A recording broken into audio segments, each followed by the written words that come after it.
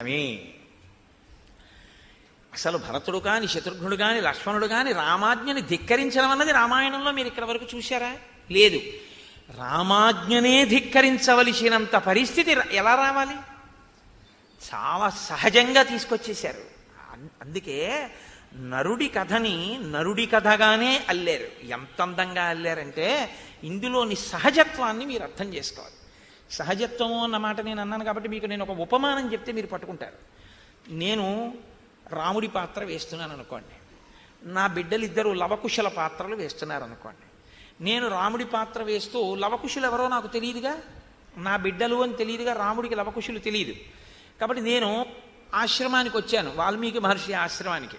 నా బిడ్డలు ఇద్దరు లవకుశల వేషంలో ఉన్నారు. ఎంతటి తేజోమూర్తులు, ఎవరి బిడ్డలో అన్నాను నేను. ఆ నాటకంలో ముందు కూర్చున్న హరిప్రసాద్ గారు గోపాలకృష్ణ గారు లేచి, మూర్ఖుడా నీ బిడ్డల్ని నువ్వు గుర్తుపట్టలేవురా అన్నారు అనుకోండి. అయ్యానా అందం ఉందా అందులో? నేను నా బిడ్డలు ఇద్దరిని గుర్తుపట్టేశాను అనుకోండి, ఎరా ఒరే బాగా కట్టేవరా వేషం అన్నాను అనుకోండి, ప్రేక్షకులు అందరూ ఏమంటారు? అక్కడ నేను నా బిడ్డల్ని ఎంత గుర్తుపట్టనట్టు ఉంటే అంత సహజత్వం, అవునా కదా? అదే నటన కదండి. సహజత్వం అనేటటువంటిది ప్రాణం పోస్తుంది. ఎప్పుడు సహజత్వం ఎక్కడ నుంచి ప్రాణం పోస్తుంది? ఇప్పుడు కథకి మహాపతివ్రత అయిన సీతమ్మ నరకాంతగా మీరు ఊహించండి. కాసేపు ఆవిడ దేవతాస్త్రీ అండి, త్రికాలవేదండి, అది పక్కన పెట్టండి. హా సీత, హా లక్ష్మణ అని ప్రాణం పోయేటప్పుడు ఉన్నటువంటి బాధతో రామకంఠంతో అరిచినటువంటి మారీచుని యొక్క కేక విన్న సీతమ్మ ఏమనుకుంటుంది? అయ్య బాబోయ్, అంత పెద్ద కేక వినపడుతోంది, ఆయనకి ఏం ప్రమాదం వచ్చిందో అనుకుంటుందా? ఏమీ అవదు ఆయనకంటుందా? నేను అన్నది ఇదే. ఏమీ అందాయనకంటుంది అని మీరు అన్నారనుకోండి, అలా అనాలండి అని మీరు అన్నారనుకోండి, రామాయణంలో నేను మా అబ్బాయిని అమ్మాయిని గుర్తుపట్టాలని చెప్పినట్టు. అలాగ అనకూడదండి అని మీరు అన్నారనుకోండి, సహజమండి అది. భార్య ఎలా గుర్తుపడుతుందండి? అయ్యి బాబోయ్ మా ఆయన అంత కష్టంలో ఉన్నారు కాబట్టి నేను పరిగెడుతున్నాను అంటుందా? లక్ష్మణ వెళ్ళు రక్షణకంటుందా? క్షత్రియుడు పక్కన అన్ని తెలుసున్నవాడు కాబట్టి. తమ్ముడిని నువ్వు వెళ్ళు ముందంటుంది. వదిలే నీకెలాగంటే, నాకేమయ్యా బాబు నేను శుభ్రంగా ఉన్నాను, నాకెవరు ఇప్పుడు ఇక్కడ గొడవే ఉంది, ఎవడో రాక్షసుడు లేడు, మీ అన్నయ్య బాధపడుతున్నారు వెళ్ళంటుందా? లేకపోతే అవునవును నాకేమైనా అయిపోతుందేమో, నువ్వు ఇక్కడే ఉండు, నువ్వు ఎక్కడికి వెళ్ళక వస్తావు లేకపోతే లేదు మీ అన్నయ్య అంటుందా? మహాపతివ్రత వెళ్ళమనే అంటుంది. ఈ సహజత్వంతో రామాయణం ప్రకాశించింది. మీరు ఇది అర్థం చేసుకోవాలి. అత్యంత కీలక ఘట్టం ఎవరికో తెలుసా అండి? సీతారామ లక్ష్మణులకే కాదు, చదివే శ్రోతకు కూడా. రామాయణం చదివే శ్రోత కూడా ఇక్కడ రామాయణాన్ని యథార్థంగా అలాగే నరుడి యొక్క కథగానే భావించి చూడవలసి ఉంటుంది. అలా చూడడంలో మీరు విఫలం అయిపోయారనుకోండి, ఇక్కడ రామకథ ఏమైపోతుందంటే కృతకంగా ఉందండి అనిపిస్తుంది. అలా అనిపించకూడదు అంటే మీరు బాగా జ్ఞాపకం పెట్టుకోండి, మీరు ఆ సహజత్వం అన్నదాన్ని ఎప్పుడూ దృష్టిలో పెట్టుకునే రామాయణాన్ని చదవవలసి ఉంటుంది. కాబట్టి ఆర్తస్వరం తుతం భర్తు విజ్ఞాన సదృశం వనే ఉవాచ లక్ష్మణం సీత గచ్చజానీహి రాఘవం. అంతే కదండి ఏ భార్య అయినా అనేది. పెద్ద కేక వినపడింది, హా సీత, హా లక్ష్మణ. అయ్యయ్యో అడవిలో మీ అన్నగారు పెద్ద ఆర్తనాదం చేస్తున్నారు, లక్ష్మణ తొందరగా బయలుదేరు అందావిడంతే. నహిమే హృదయం స్థాని జీవితం వావతిష్టతి క్రోశత పరమార్థస్య శ్రుతశబ్దో మయా భృశం ఆక్రందమానంతు వనే భ్రతరం త్రతుమర్హసి. వెళ్ళు లక్ష్మణ వెళ్ళు అంటే ఆయన ఏం కదలలేదు ఇంకా. అయ్యయ్యో అరణ్యంలోంచి మీ అన్నగారు రక్షించు రక్షించు అన్న అర్థం వచ్చేటట్టుగా అరుస్తున్నాడు. హా సీత, హా లక్ష్మణ అని ఎంత ప్రమాదం వచ్చిందో ఆయనకి. వెళ్ళు తొందరగా, ఇంకా నిలబడతాయేటి, కదులు అందావిడ. అనదండి ఆ మాట భార్య? అంటుంది. అనదు అని ఎవరైనా అనగలమా ఈ కథలో?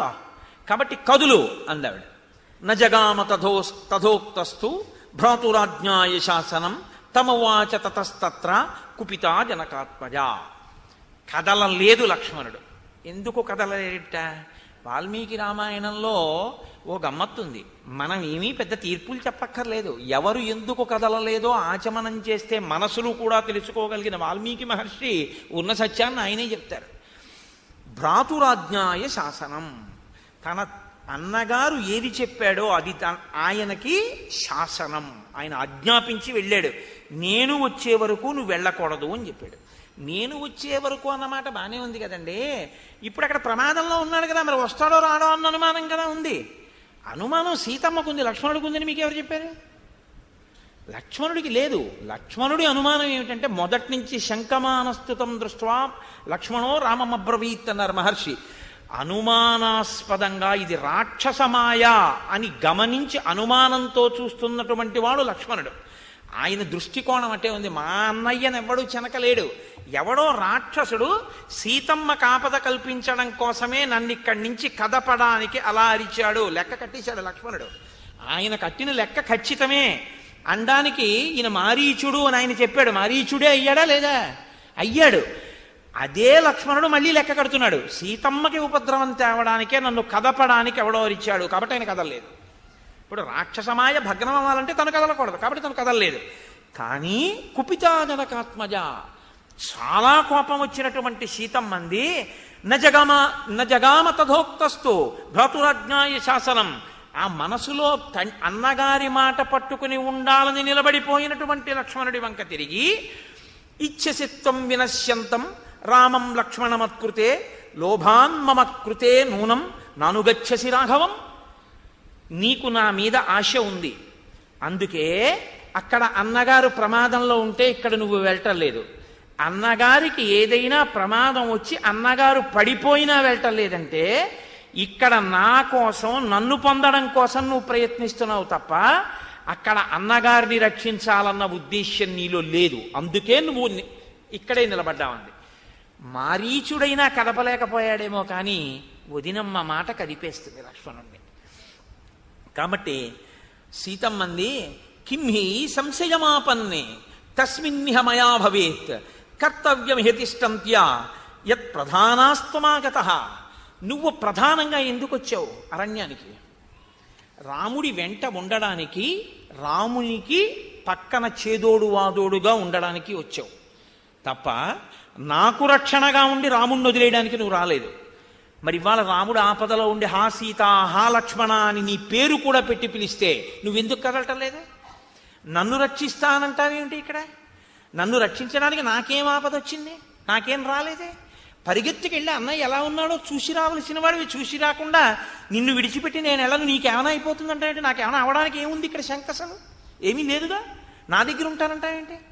నువ్వు తప్పకుండా ఏదో మనసులో పెట్టుకునే ఇక్కడ ఉంటున్నావు. మీ అన్నకి ఆపద కలగాలనే ఉన్నావు, లేకపోతే నువ్వు ఇక్కడ ఉండకూడదు, వెళ్ళిపోవాలి. నీ ప్రధాన కర్తవ్యం అక్కడికి వెళ్ళడం, వెళ్లకుండా ఇక్కడ నిలబడతావేంటి?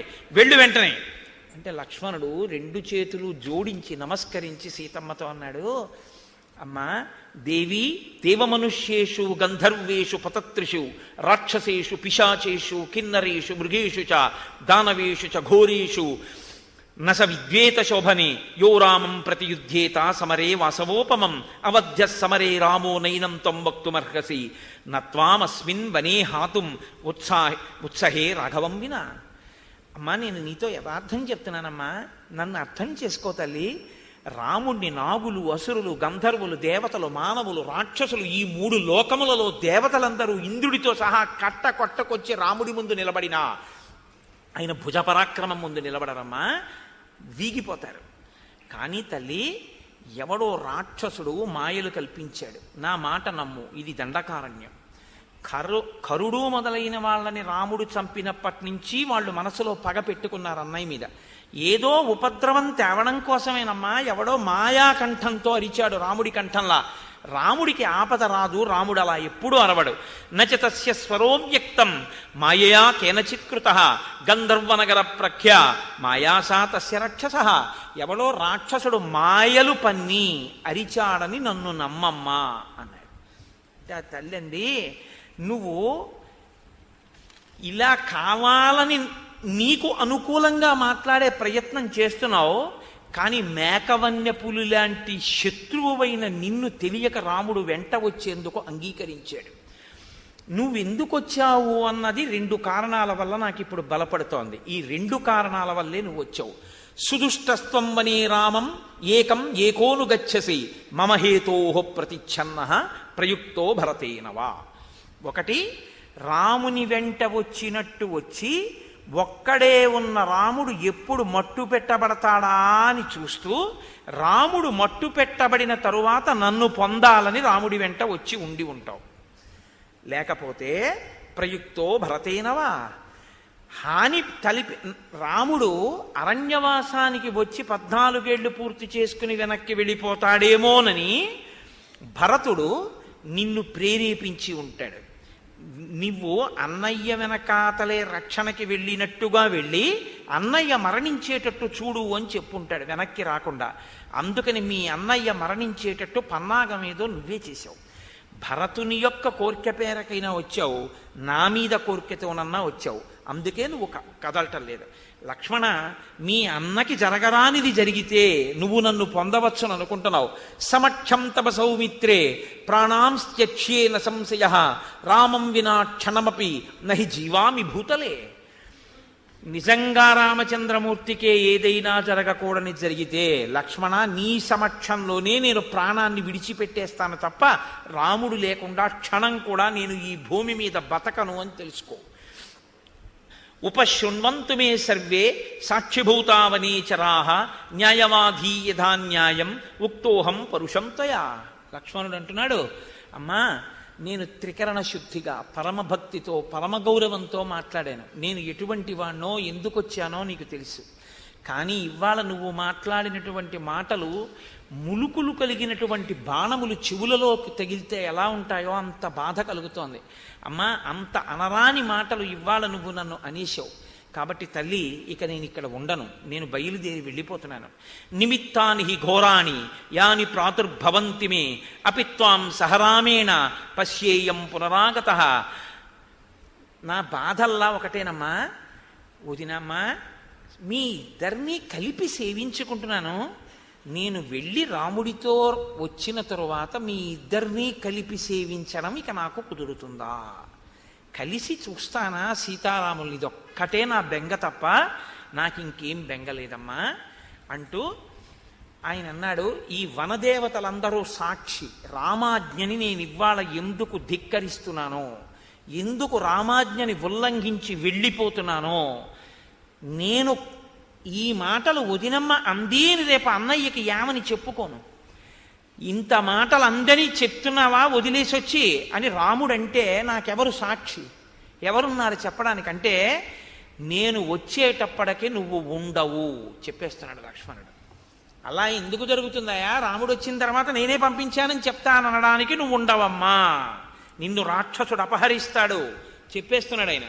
కాబట్టమ్మా, నాకు వనదేవతలు సాక్షి. ఆ వనదేవతలే నువ్వు ఇలా మాట్లాడితే నేను వెళ్ళాను అని తెలుసుకుందురుగాక. ఒక్కసారి ఆ వనదేవతల్ని, సూర్యచంద్రుల్ని, భూమిని ప్రార్థన చేశాడు. సీతమ్మంది, నువ్వు ఇంకా కదలడం లేదు. గోదావరీం ప్రవేక్ష్యామి వినారామేణ లక్ష్మణ అబంధిష్యే ధమాత్యక్ష్యే విషమే దేహమాత్మనః పిబామ్యహం విషం తీక్ష్ణం ప్రవేక్ష్యామి హుతాశనం నత్వాహం రాఘవాదన్యం పదాపి పురుషం స్పృశే. రాముడు పక్కన లేకపోతే లక్ష్మణ ఏమనుకుంటున్నావో, నువ్వు నన్ను పొందవచ్చును అనుకుంటున్నావేమో, గోదావరిలో దూకి చచ్చిపోతాను, ఉరిపోసుకుని చచ్చిపోతాను, ఎత్తైన పర్వతం నుంచి కిందికి దూకి చచ్చిపోతాను, లేకపోతే తీవ్రమైనటువంటి విషాన్ని తాగి చచ్చిపోతాను, అగ్నిహోత్రంలో ప్రవేశించి చచ్చిపోతాను తప్ప పరపురుషుణ్ణి నా పాదంతో కూడా స్పృశించను అన్న విషయాన్ని నువ్వు తెలుసుకో. ఇది లక్ష్మణమాశ్రుస్య సీతా దుఃఖ సమన్విత పాణిభ్యాం రుతతి దుఃఖాత్ ఉదరం ప్రజఘానః. ఆ తల్లి పరమ దుఃఖంతో లక్ష్మణుడితో ఈ మాటలంటూ రాముడికి ఏదో ఉపద్రవం జరిగిపోయిందనేటటువంటి శోకంతన్ని ఆవహించి ఇంత శోకంలో లక్ష్మణుణ్ణి కూడా శంకించేసి లక్ష్మణుడు కదలలేదన్న బాధతో తన కడుపు మీద 2 చేతులతో గట్టిగా బాదుకుంటూ ఏడుపు మొదలెట్టింది. వెంటనే లక్ష్మణమూర్తి అక్కడి నుంచి బయలుదేరి వెళ్ళిపోతున్నారు.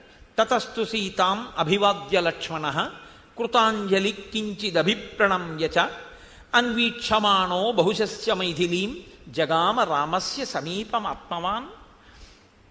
ఆయన అంజలి ఘటించి సీతమ్మకి నమస్కరించి, అమ్మా నేను వెళుతున్నానమ్మా అని చెప్పి తిరిగి వెళ్ళిపోతూ వెనక్కి తిరిగి సీతమ్మ వంక చూస్తూనే వదినకి ప్రమాదం రాదు కదా, ప్రమాదం రాదు కదా అని భయపడుతూ భయపడుతూ భయపడుతూ భయపడుతూ ఆశ్రమ ప్రాంతానికి దూరంగా వెళ్ళలేక రాముడు ఎటు వెళ్ళాడో అటువైపుగా అరణ్యంలోకి వెళ్ళిపోయాడు. ఈ అవకాశం కోసమే కదండి ఎదురు చూస్తున్నాడు. మీరు ఒకటి బాగా జ్ఞాపకం పెట్టుకోవాలి. తొందర పడిపోయి సీతమ్మ అధిక్షేపించేసింది అని తీర్పు చెప్పడం కుదరదు. ఎందుకో తెలుసా అండి? మీరు ఎప్పుడూ ఒకటి జ్ఞాపకం పెట్టుకోండి, అక్కడ జరగవలసినటువంటి అవతార ప్రయోజనం ఒకటి ఇమిడి ఉంది. అవతార ప్రయోజనం ఎలా జరుగుతుంది అన్నది మహర్షి స్పష్టంగా మారీచస్య మహాత్మనః అంటూ సీతమ్మ కదిలిన తరువాతే రావణ సంహారం జరుగుతుంది తప్ప తనని తాను రక్షించుకోగలిగిన తేజస్సు ఉన్నదైనా సీతమ్మ తనని తాను రక్షించుకోదు. ఆమె రావణుని చేత తీసుకుపోబడుతుంది లంకకి అని స్పష్టంగా చెప్పిస్తున్నారు మనకి. ఇక్కడ మీరు ఒక సూక్ష్మాన్ని బాగా పట్టుకోవలసి ఉంటుంది. సీతమ్మ నరకాంత కాదు. మీరు ఆ విషయాన్ని స్పష్టంగా అంగీకరించాలి. ఎందుకు అంగీకరించాలి అంటే అంగీకరించకుండా ఉండడానికి మనకు అవకాశం లేదు. వాల్మీకి మహర్షి స్పష్టంగా చెప్పారు, లంగలా దుద్ధితామయ అని చెప్పారు. ఆమెను భూమిని చీల్చుకుని పైకి లేచినటువంటి తల్లి కాబట్టి ఆమె అయోనిజ, ఆమె నరకాంత కాదు. ఆమె ఎప్పుడైనా మాట్లాడితే భుంజ్వానాం మానుషాం భోగాన్ అంటుంది. నేను మనుషులు అనుభవించేటటువంటి సుఖాలు అనుభవించానంటూ ఉంటుంది. మనుషులు అనుభవించే సుఖాలు అనుభవించినట్టు మనిషి అనుభవించే సుఖాలను అనుభవించినట్టే. నేను ఏసీలో ఉన్నానండి అంటాను, అంతేకాని మనుషులు అనుభవించే ఏసీ నేను అనుభవించానంటానా? నువ్వు మనిషి కాకపోతే అలా అనాలి. సీతమ్మ నోటి వెంట ఈ మాట తరచూ వస్తుంటుంది. ఇప్పుడు రావణుడితో కూడా చెప్తుంది ఆ మాట ఆవిడ. నేను దశరథ మహారాజు గారి అంతఃపురంలో మనుషులు అనుభవించే భోగాలు అనుభవించానంటుంటుంది. ఆవిడ నరకాంత కాదు. నరకాంత కానిది నరకాంతగానే నిలబడింది. అయోనిజ కానీ నరకాంతగానే ఇవాళ నిలబడింది. రాముడిది ఎంత ధర్మమో సీతమ్మది అంతే ధర్మం. ఇద్దరిది ఆ ధర్మంలో ఇంకా ఎగుడు దిగుడు ఉండదు కాబట్టి అందుకే మారీచుడు అన్నాడు, రాముడి కంటపడగానే నేను మరణిస్తా, సీతమ్మ లంకకు వచ్చాక నువ్వు మరణిస్తావు అన్నాడు. ఎందుకంటే సీతమ్మ తనని తాను రక్షించుకోదు కాబట్టి. ఆవిడే చెప్పింది సుందరకాండలో ఈ మాట, నిన్ను నేను చంపడం పెద్ద విషయం కాదు, చంపేస్తాను, కానీ నేను తపస్సు చేస్తున్నాను, రాముడు వచ్చి రక్షించాలి తప్ప నన్ను నేను రక్షించుకోనంది. కాబట్టి ఇప్పుడు సీతాపహరణం జరిగి తీరాలి. సీతాపహరణం జరగడానికి ఉన్న ఏకైక ప్రతిబంధకం లక్ష్మణస్వామి. లక్ష్మణస్వామి కదలడం అన్నది ఎందుకు జరుగుతుంది అన్నది రావణుడు ముందే ఊహించాడు. హా సీత హా లక్ష్మణ అను లక్ష్మణుడు వెడతాడు అన్నాడు. లక్ష్మణుడు తనంత తానన్నా వెడతాడు. లక్ష్మణుడు వెళ్లకుండా ఉండడానికి ప్రతిబంధకం రామాజ్ఞ. రామాజ్ఞని ధిక్కరించైనా వెళ్ళేటట్టుగా ఆ పరిస్థితుల్లో సహజంగా ఏ ఆడదైనా మాట్లాడి తీరవలసిందే. నేను ఇందాక మీకు ఆ మాట అందుకే ఉపమానంతో సహా మనవి చేశాను. అలా మాట్లాడకుండా సీతమ్మ ఏమీ అవదు రాముడికి, నాకు తెలిసి అన్నీ అందనుకోండి, ఖచ్చితంగా ఆమె నరకాంతగా నిలబట్టలేదని గుర్తు. ఒక నరకాంత తన భర్తకి దుర్గమమైన అరణ్యంలో అందున తానే పంపించి జింకని తీసుకురమ్మని పంపిస్తే వెళ్ళినవాడు అంత పెద్ద అరుపు అరిస్తే తన మనసులో ఒక బాధ ఉంటుంది, నేనే పంపించాను ఆయన్ని అన్న బాధ ఒకటి ఉండిపోతుంది. కాబట్టి లక్ష్మణ వెళ్ళు అనడంలో వెళ్ళకపోతే ఆ కోపంలో ఆవిడ ఏం మాట్లాడుతోందో తెలియని స్థితిలో, ఉన్మత్త స్థితిలో ఆవిడ అలా మాట్లాడితే అందులో మీరు వెంటనే తీర్పు చెప్పేసి దోషాలు పట్టుకోవలసిన అవసరం ఉండదు. నేను ఇంతకన్నా స్పష్టంగా చెప్పడం కుదరదు. ఏ ఆడదాని స్థితి అయినా అంతే. ఆడది అంటేనే, స్త్రీ అంటేనే అటువంటి సున్నిత హృదయంతో ఉంటుంది. ఏదైనా భరిస్తుందేమో కానీ భర్తకి ప్రమాదం వచ్చిందన్న అనుమానం వచ్చిన తర్వాత ఉన్న ఏకైక ఆసరా కదలకపోతే ఆవిడలో ఉన్నటువంటి సహనం చచ్చిపోయిన తర్వాత ఎంత కఠినమైన మాటలైనా నోటి వెంట వచ్చేస్తాయి. కాబట్టి ఇప్పుడు ఆవిడ మాటలలోని కాఠిన్యం వెనక రాముని యందున్న ప్రేమని మీరు దర్శనం చేయవలసి ఉంటుంది అంతే. అంతకన్నా అందులో మీరు తీర్పు చెప్పడానికి ఏమీ లేదనే నేను అనుకుంటాను. అలా మీరు అనుకున్న నాడు రామకథ నరకథ అని చెప్పి మీరు చెప్పడానికి సాక్ష్యాలన్నీ నశించిపోతాయి. మీరు అలా చదివినప్పుడే, మీరు అలా చూసినప్పుడే రామకథలో ఉండేటటువంటి సౌందర్యాన్ని మీరు అనుభవించగలరు. లేనినాడు ఆ సౌందర్యం నశించిపోయి ఏమైపోతుందంటే అన్నీ ఇందుకు ఇలా జరుగుతాయి అని మీకు అనిపిస్తుంటుంది. ఇప్పుడు ఈ ఘట్టంలో మీరు బాగా గమనించవలసింది ఏమిటంటే, మారీచుడు లక్ష్మణుణ్ణి కదపలేడు, రావణుడు లక్ష్మణుణ్ణి కదపలేడు. ఏది కదపగలిగింది లక్ష్మణుణ్ణి? మాట కదిపేసింది. అప్పటి వరకు రామాజ్ఞని ఉల్లంఘించడం చేత కానటువంటి లక్ష్మణుడు రామాజ్ఞనే ఉల్లంఘించి వెళ్ళిపోయాడు అంటే ఒక మాట కదిపింది. రామాయణమంతా మాట చేత కదలికలే. నేను మీకు తరచు మనవి చేస్తున్నాను. ఒక కైకమ్మ అంత ప్రేమ కలిగింది క్రూరురాలైపోయిందంటే మందరవాక్యానికి క్రూరురాలైపోయింది. రావణుని యందు పుట్టకూడని బుద్ధి పుట్టింది అంటే శూర్పణఖ యొక్క మాటలకి పుట్టింది. మాటలు ఎంత దూరం పెడతాయో, ఒక్క మాట ఇచ్చినందుకు 2 వరాలు ఇస్తున్నాను అని దశరథుడు అన్నందుకు రాముడు అడవికే వెళ్ళిపోవలసి వచ్చింది. 2 వరాలు ఇచ్చినందుకు దశరథుడు శరీరమే త్యాగం చేయవలసి వచ్చింది. మాట అన్నది ఎంత దూరం ఉంటుందో, మాట మనిషికి ఉన్న వరం కాబట్టి ఆ వరాన్ని మనిషి ఎంత జాగ్రత్తగా వాడుకోవలసి ఉంటుందో, మాట ఎన్ని సాధించగలదో నిరూపించి చూపించడం నరుడి జీవితంలో చాలా గొప్ప అంశం. కాబట్టి ఎప్పుడూ కూడా రామాయణంలో అంతర్లీనంగా ఈ విషయాన్ని మీరు గుర్తుపట్టవలసి ఉంటుంది. అందుకే ఇది మీకు తెలిస్తే మీరు తొందరపడి ఏ మాట మాట్లాడలేరు. ఒక్క మాట మీరంటే ఏమో అది ఎంత దూరం పెడుతుందో అని ఆలోచించగలిగిన ప్రజ్ఞ మీకు వస్తుంది తప్ప అస్తమానం మాట్లాడుతుండడం, అస్తమానం క్షమించండి అంటుండడం, అయ్యయ్యో నేను అలా అనకుండా ఉండవలసిందండి అండం సాధారణంగా ఉండదు. దిద్దుకోగలిగినటువంటి నిగ్రహ శక్తి వస్తుంది. అన్నిటికన్నా పొదుపుగా, అన్నిటికన్నా జాగ్రత్తగా మాట్లాడడం అన్నది అలవాటు పడాలి అంటే మీరు శ్రీరామాయణాన్ని చదవాలి. శ్రీరామాయణాన్ని చదివితే మాట విలువ మీకు తెలిస్తే ఈశ్వరుడు మీకు ఇచ్చిన వరం మీకు తెలుస్తుంది. ఆ వరాన్ని మీరు ఉపయోగించుకోగలిగితే చాలు, మీ జన్మ ధన్యమైపోతుంది. ఎందుకంటే మీరు ఒక్కటే గుర్తుపెట్టుకోండి, ఇన్ని లక్షల జీవరాశుల్లో మాట్లాడగలిగిన ప్రాణి అన్నది లేనే లేదు. అదంటూ ఉంటే ఒక్క మనుష్యుడే మాట్లాడగలడు. ఆ మాట చేత రాజ్యాలు పడగొట్టగలడు, తాను ఖైదు కాగలడు, తన ప్రాణం తీసుకోగలడు, ఇంకొకళ్ళని ఏడిపించగలడు, కత్తి పెట్టి పొడిస్తే గాయం తగ్గే వరకే మంచం మీద పడుకుంటాడు. ఒక మాటకి జీవితాంతం పొడుచుకు చచ్చిపోవలసి ఉంటుంది. అంత బాధపడవలసి ఉంటుంది ఒక్క మాట.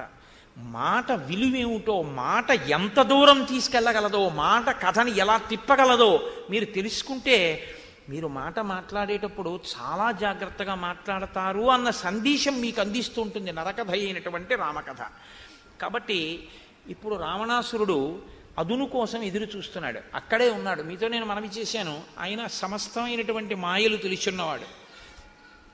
కాబట్టి ఆ పర్ణశాల ప్రాంతంలోనే ఆకాశంలో నిలబడి ఉన్నాడు, ఎవరికి కనపడడు. రథసహితుడై ఉన్నాడు, రథంలో కూర్చుని ఉన్నాడు. ఎప్పుడైతే లక్ష్మణుడు దూరంగా వెళ్ళిపోవడం కనపడిందో, సీతమ్మ ఒక్కతే ఉన్నదో, ఆయన ఉత్తర క్షణంలో రథం కనపడకుండా ఉంచి తాను మాత్రం భూమి మీదకి దిగి వేషాన్ని మార్పు చేసుకున్నాడంటే ఆయనకేం మేకప్ కిట్టక్కర్లేదు. ఆయన సంకల్పంతో మారుతుంది. ఎలా మారుచుకుంటాడో తెలుసా అండి? లోకంలో అన్నిటికన్నా మీరు నమ్మదగినటువంటిది ఒకటి ఉంటుంది, మీరు ఎప్పుడూ అనుమానించడానికి అవకాశం లేనటువంటిది ఏమిటో తెలుసా అండి? సన్యాసి. ఎందుకు అంటే ఆయనకి సంకల్పం లేదు సన్యాసి. రోజు గురువందనంలో చెప్తాంగా, నకర్మణాన ప్రజాధనేన త్యాగేనైకే అమృతత్వమానసో పరేణ నాకం నిహితం గుహాయాం బిభ్రాజతే తజ్జతయో విశంతి అని చదువుతుంటారు కదా ఆ కైవల్యోపనిషత్తులోంచి. ఆయన తన కొరకు అని చేయడానికి ఇంకా తనకేం ఉండదు, ఎప్పుడు ఆత్మానుసంధానంలో ఉంటాడంతే సన్యాసి. కాబట్టి సన్యాసికి ఒకళ్ళది పొందుదామని కానీ ఒకళ్ళది తీసుకుందామని కానీ ఆయనకేమీ కోరికుండదు. ఆయన మరి ఎందుకు రావాలి అప్పుడు సన్యాసి అంటే? సన్యాసికో లక్షణం ఉంటుంది, గృహస్థి ఎక్కడికుంటే అక్కడికి ఎడతాడు. ఎందుకు ఎడతాడు అంటే భిక్ష కోసం పెడతాడు. సన్యాసికి అధికారం ఉంది. ఆకలేస్తే గృహస్థు ఇంటి ముందుకు ఎడతాడు, భవతి భిక్షాందేహి అంటాడు. అంటే గృహస్థుకో ధర్మం ఉంది, ఏమిటో తెలుసా అండి?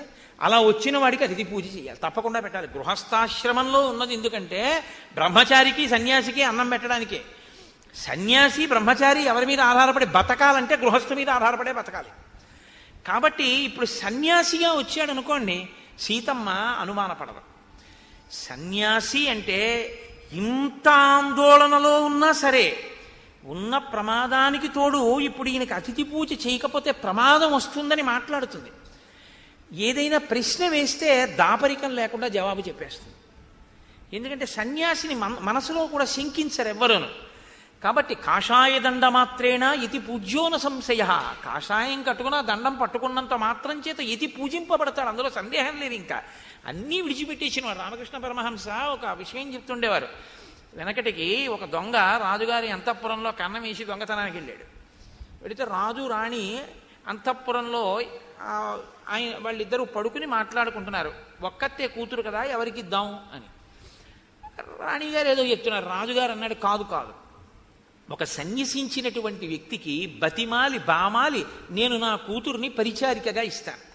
ఎందుకంటే అటువంటి సన్యాసిని సేవిస్తే చాలా గొప్ప. ఒక సన్యాసికి ఏ కోరిక ఉండదు కాబట్టి అటువంటి వాడికి నా కూతుర్నిచ్చి ఆ సన్యాసిని తీసుకొచ్చి రాజ్యంలో సింహాసనం మీద కూర్చోబెడతానంటున్నాడు. అంటే మరి కొడుకులు లేరుగా. ఇది విని దొంగ అనుకున్నాడు, ఇవాళ రాత్రి ఇక్కడ కన్నం వేసి పెట్టుకెడితే ఏం వస్తుంది.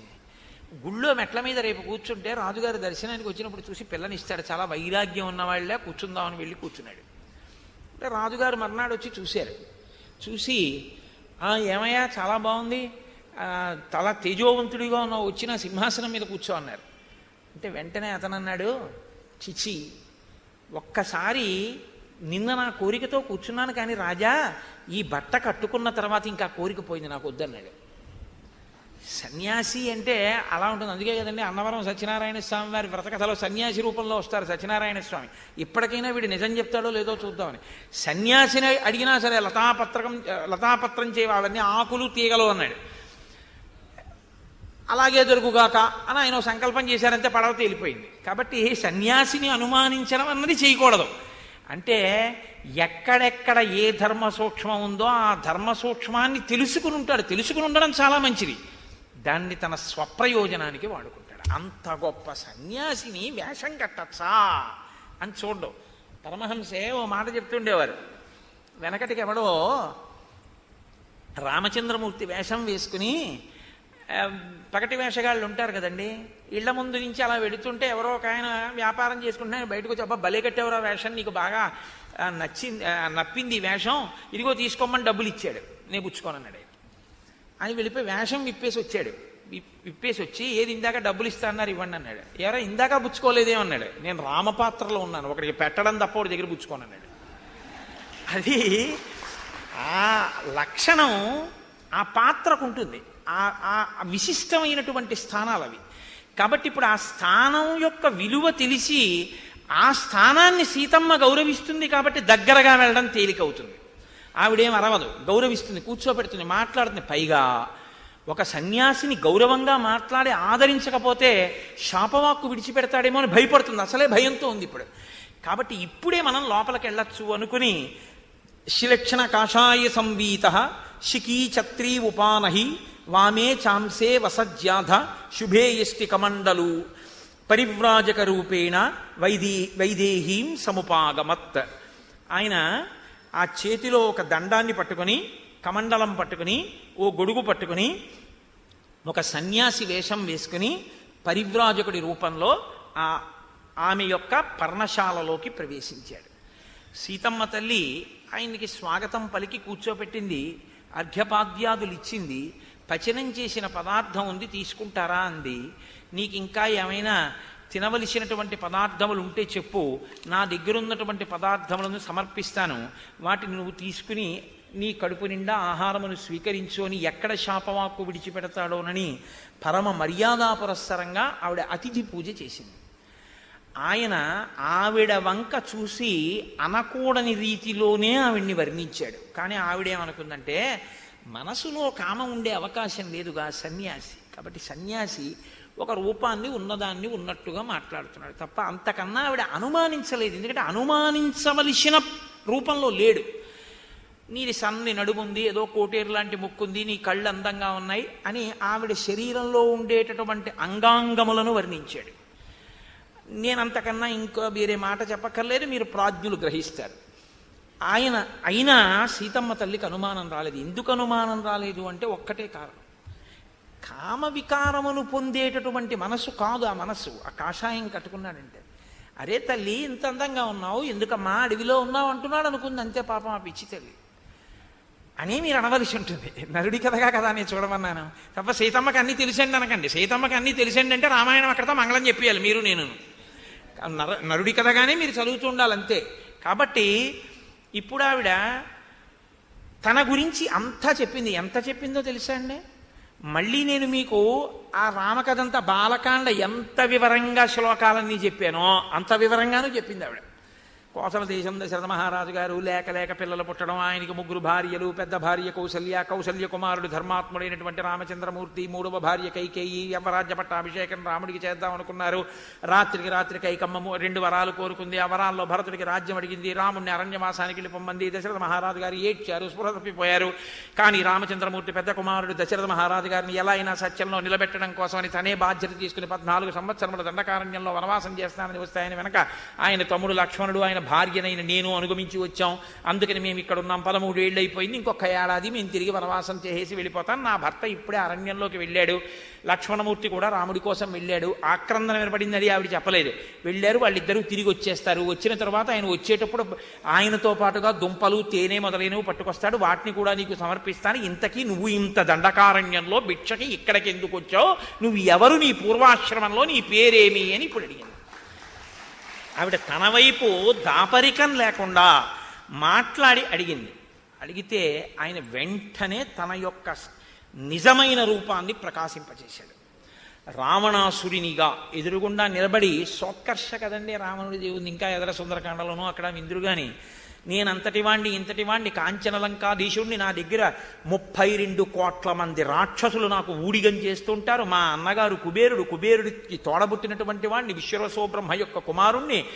ఆ కుబేరుణ్ణి నిగ్రహించి ఆయన యొక్క పుష్పక విమానాన్ని అపహరించి తీసుకొచ్చినటువంటి వాణ్ణి. నన్ను చూస్తే దేవతలు, యక్ష, గంధర్వ, కిన్నెర, కింపురుషులు భయపడతారు. నేను చతుర్ముఖ బ్రహ్మగారి కోసం 10,000 సంవత్సరములు తపస్సు చేసి శిరస్సులు ఆహుతి చేస్తే ఆయన నాకు ఎవ్వరి చేత నిగ్రహింపబడకుండా వరమిచ్చాడు.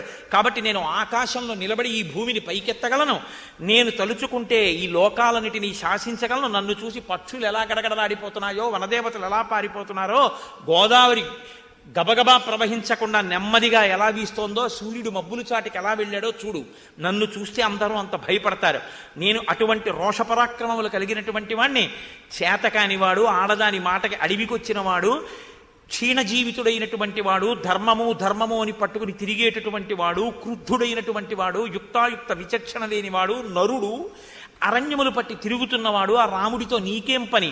ఇంతంతగత్తెవి శాశ్వతంగా నా భార్యవిక, అమర సుఖాలు అనుభవిద్దువు కానీ నిన్ను లంకాపట్టణానికి తీసుకెడతాను. ఒక్కసారి లంకకొచ్చి నా భోగాలేమిటో రుచి చూసిన తరువాత ఇక రమ్మన్నా నువ్వు మళ్ళీ తిరిగి రావు. కాబట్టి నిన్ను లంకకి తీసుకెడతాను, వచ్చేసేయి అన్నాడు. అంటే ఆయన దృష్టి ఎలా ఉంటుందంటే, ఎదురుగుండా ఉన్నటువంటి వాళ్ళ యొక్క భౌతికమైన పరిస్థితిని అంచనా వెయ్యగలడు తప్ప ఆంతరమైన తేజస్సులు లెక్కగట్టగలిగినటువంటి వాడు కాదు.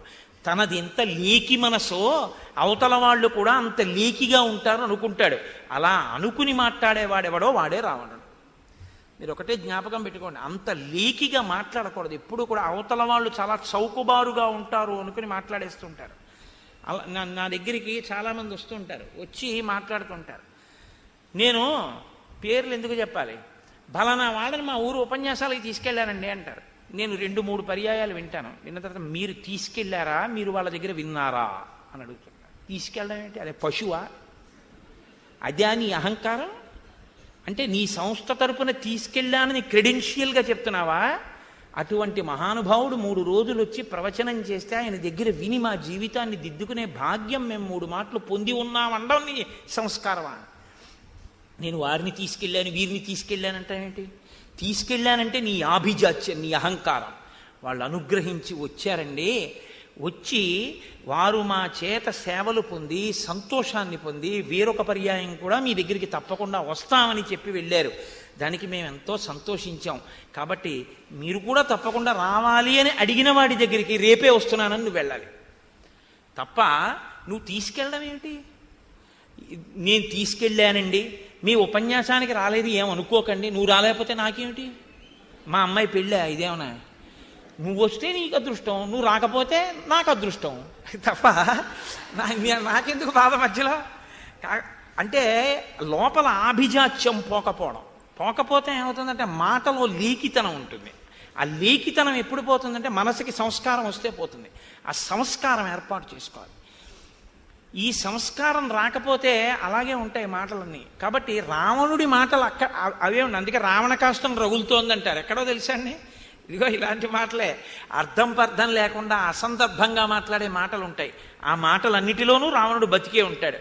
సీతమ్మ తల్లి మాట్లాడింది ఒక పెద్ద దండకమే జరిగింది. ఆవిడంది సర్వలక్షణ సంపన్నం న్యగ్రోధ పరిమండలం సత్యసంధం మహాభాగం అహం రామం అనువ్రత. ఏమిట్రా పిచ్చాడను మాట్లాడేది?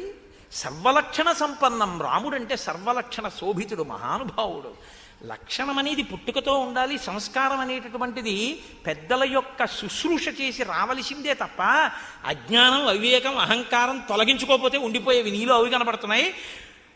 పెద్దల యొక్క మాటలు విని శిక్షింపబడినటువంటి బుద్ధి కలిగి సర్వలక్షణ శోభితుడుగా నా భర్త ప్రకాశించినటువంటి వాడు.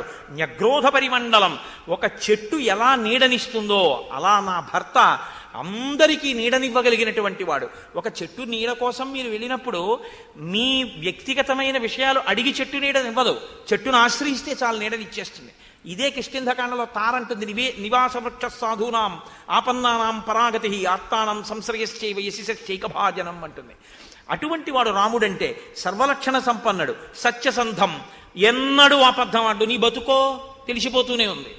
అసలు వస్తూనే సన్యాసి వేషం కట్టొచ్చావు, ఇంత అసత్యమైనటువంటి రూపం ఉన్నవాడివి నువ్వు. సత్యసంధం మహాభాగం అహం రామమనువ్రత, నేను రామచంద్రమూర్తిని అనువర్తించేటటువంటి దాన్ని. మహాబాహుం మహోరస్కం సింహ విక్రాంతగామినం నృసింహం సింహ సంకాశం అహం రామమనువ్రత. ఆవిడికి నేను రాముణ్ణి అనుగమిస్తానని చెప్పుకోవడంలో ఎంత సంతోషం ఉందో చూడండి. నేను ఫలానా గురువుగారి శిష్యుణ్ణండి అని చెప్పుకునేటప్పుడు ఆ గురువు గారి గురించి చెప్పుకుని, అలాంటి గురువుగారు నేను ఆయన శిష్యుణ్ణి, అలాంటి గురువుగారు ఆయన శిష్యుణ్ణి అని చెప్పుకోవడం ఎలా ఉంటుందో. మా నాన్నగారు అటువంటి వారు, వారికి నేను కొడుకుని. మా నాన్నగారు మహానుభావుడు, ఎన్నడూ దాచుకోవడం చేతకానివాడు. ఎంతమందికి అన్నం పెట్టారో మా నాన్నగారు, అటువంటి వాడికి కొడుకుని. మా నాన్నగారు ఇప్పుడు బ్యాంకులో ఎస్బీ అకౌంట్ కూడా ఓపెన్ చేయలేదు. తను తినగా మిగిలిన డబ్బు ఉంటే 10 మందికి స్కూల్ ఫీజులు కట్టి చదివించారు. అందుకే మా నాన్నగారి ఫోటోలు ఎంతమంది ఇళ్లలో ఇప్పటికీ ఉంటాయో అటువంటి నాన్నగారికి కొడుకుని నేను అని చెప్పుకున్న వాడిలో ఆయనకి చెందిన వాడిని చెప్పుకున్నప్పుడు లోపల పట్టక సంతోషం వాక్కులుగా ఎలా ప్రవహిస్తుందో రాముడి గురించి స్తోత్రం చేయడంలో సీతమ్మ అలా పులకించిపోతుంది. ఇది తెలిసి ఉంటే వాడికి ఆవిడ కాళ్ళ మీద పడి నమస్కారం చేసి వెళ్ళిపోవాలి.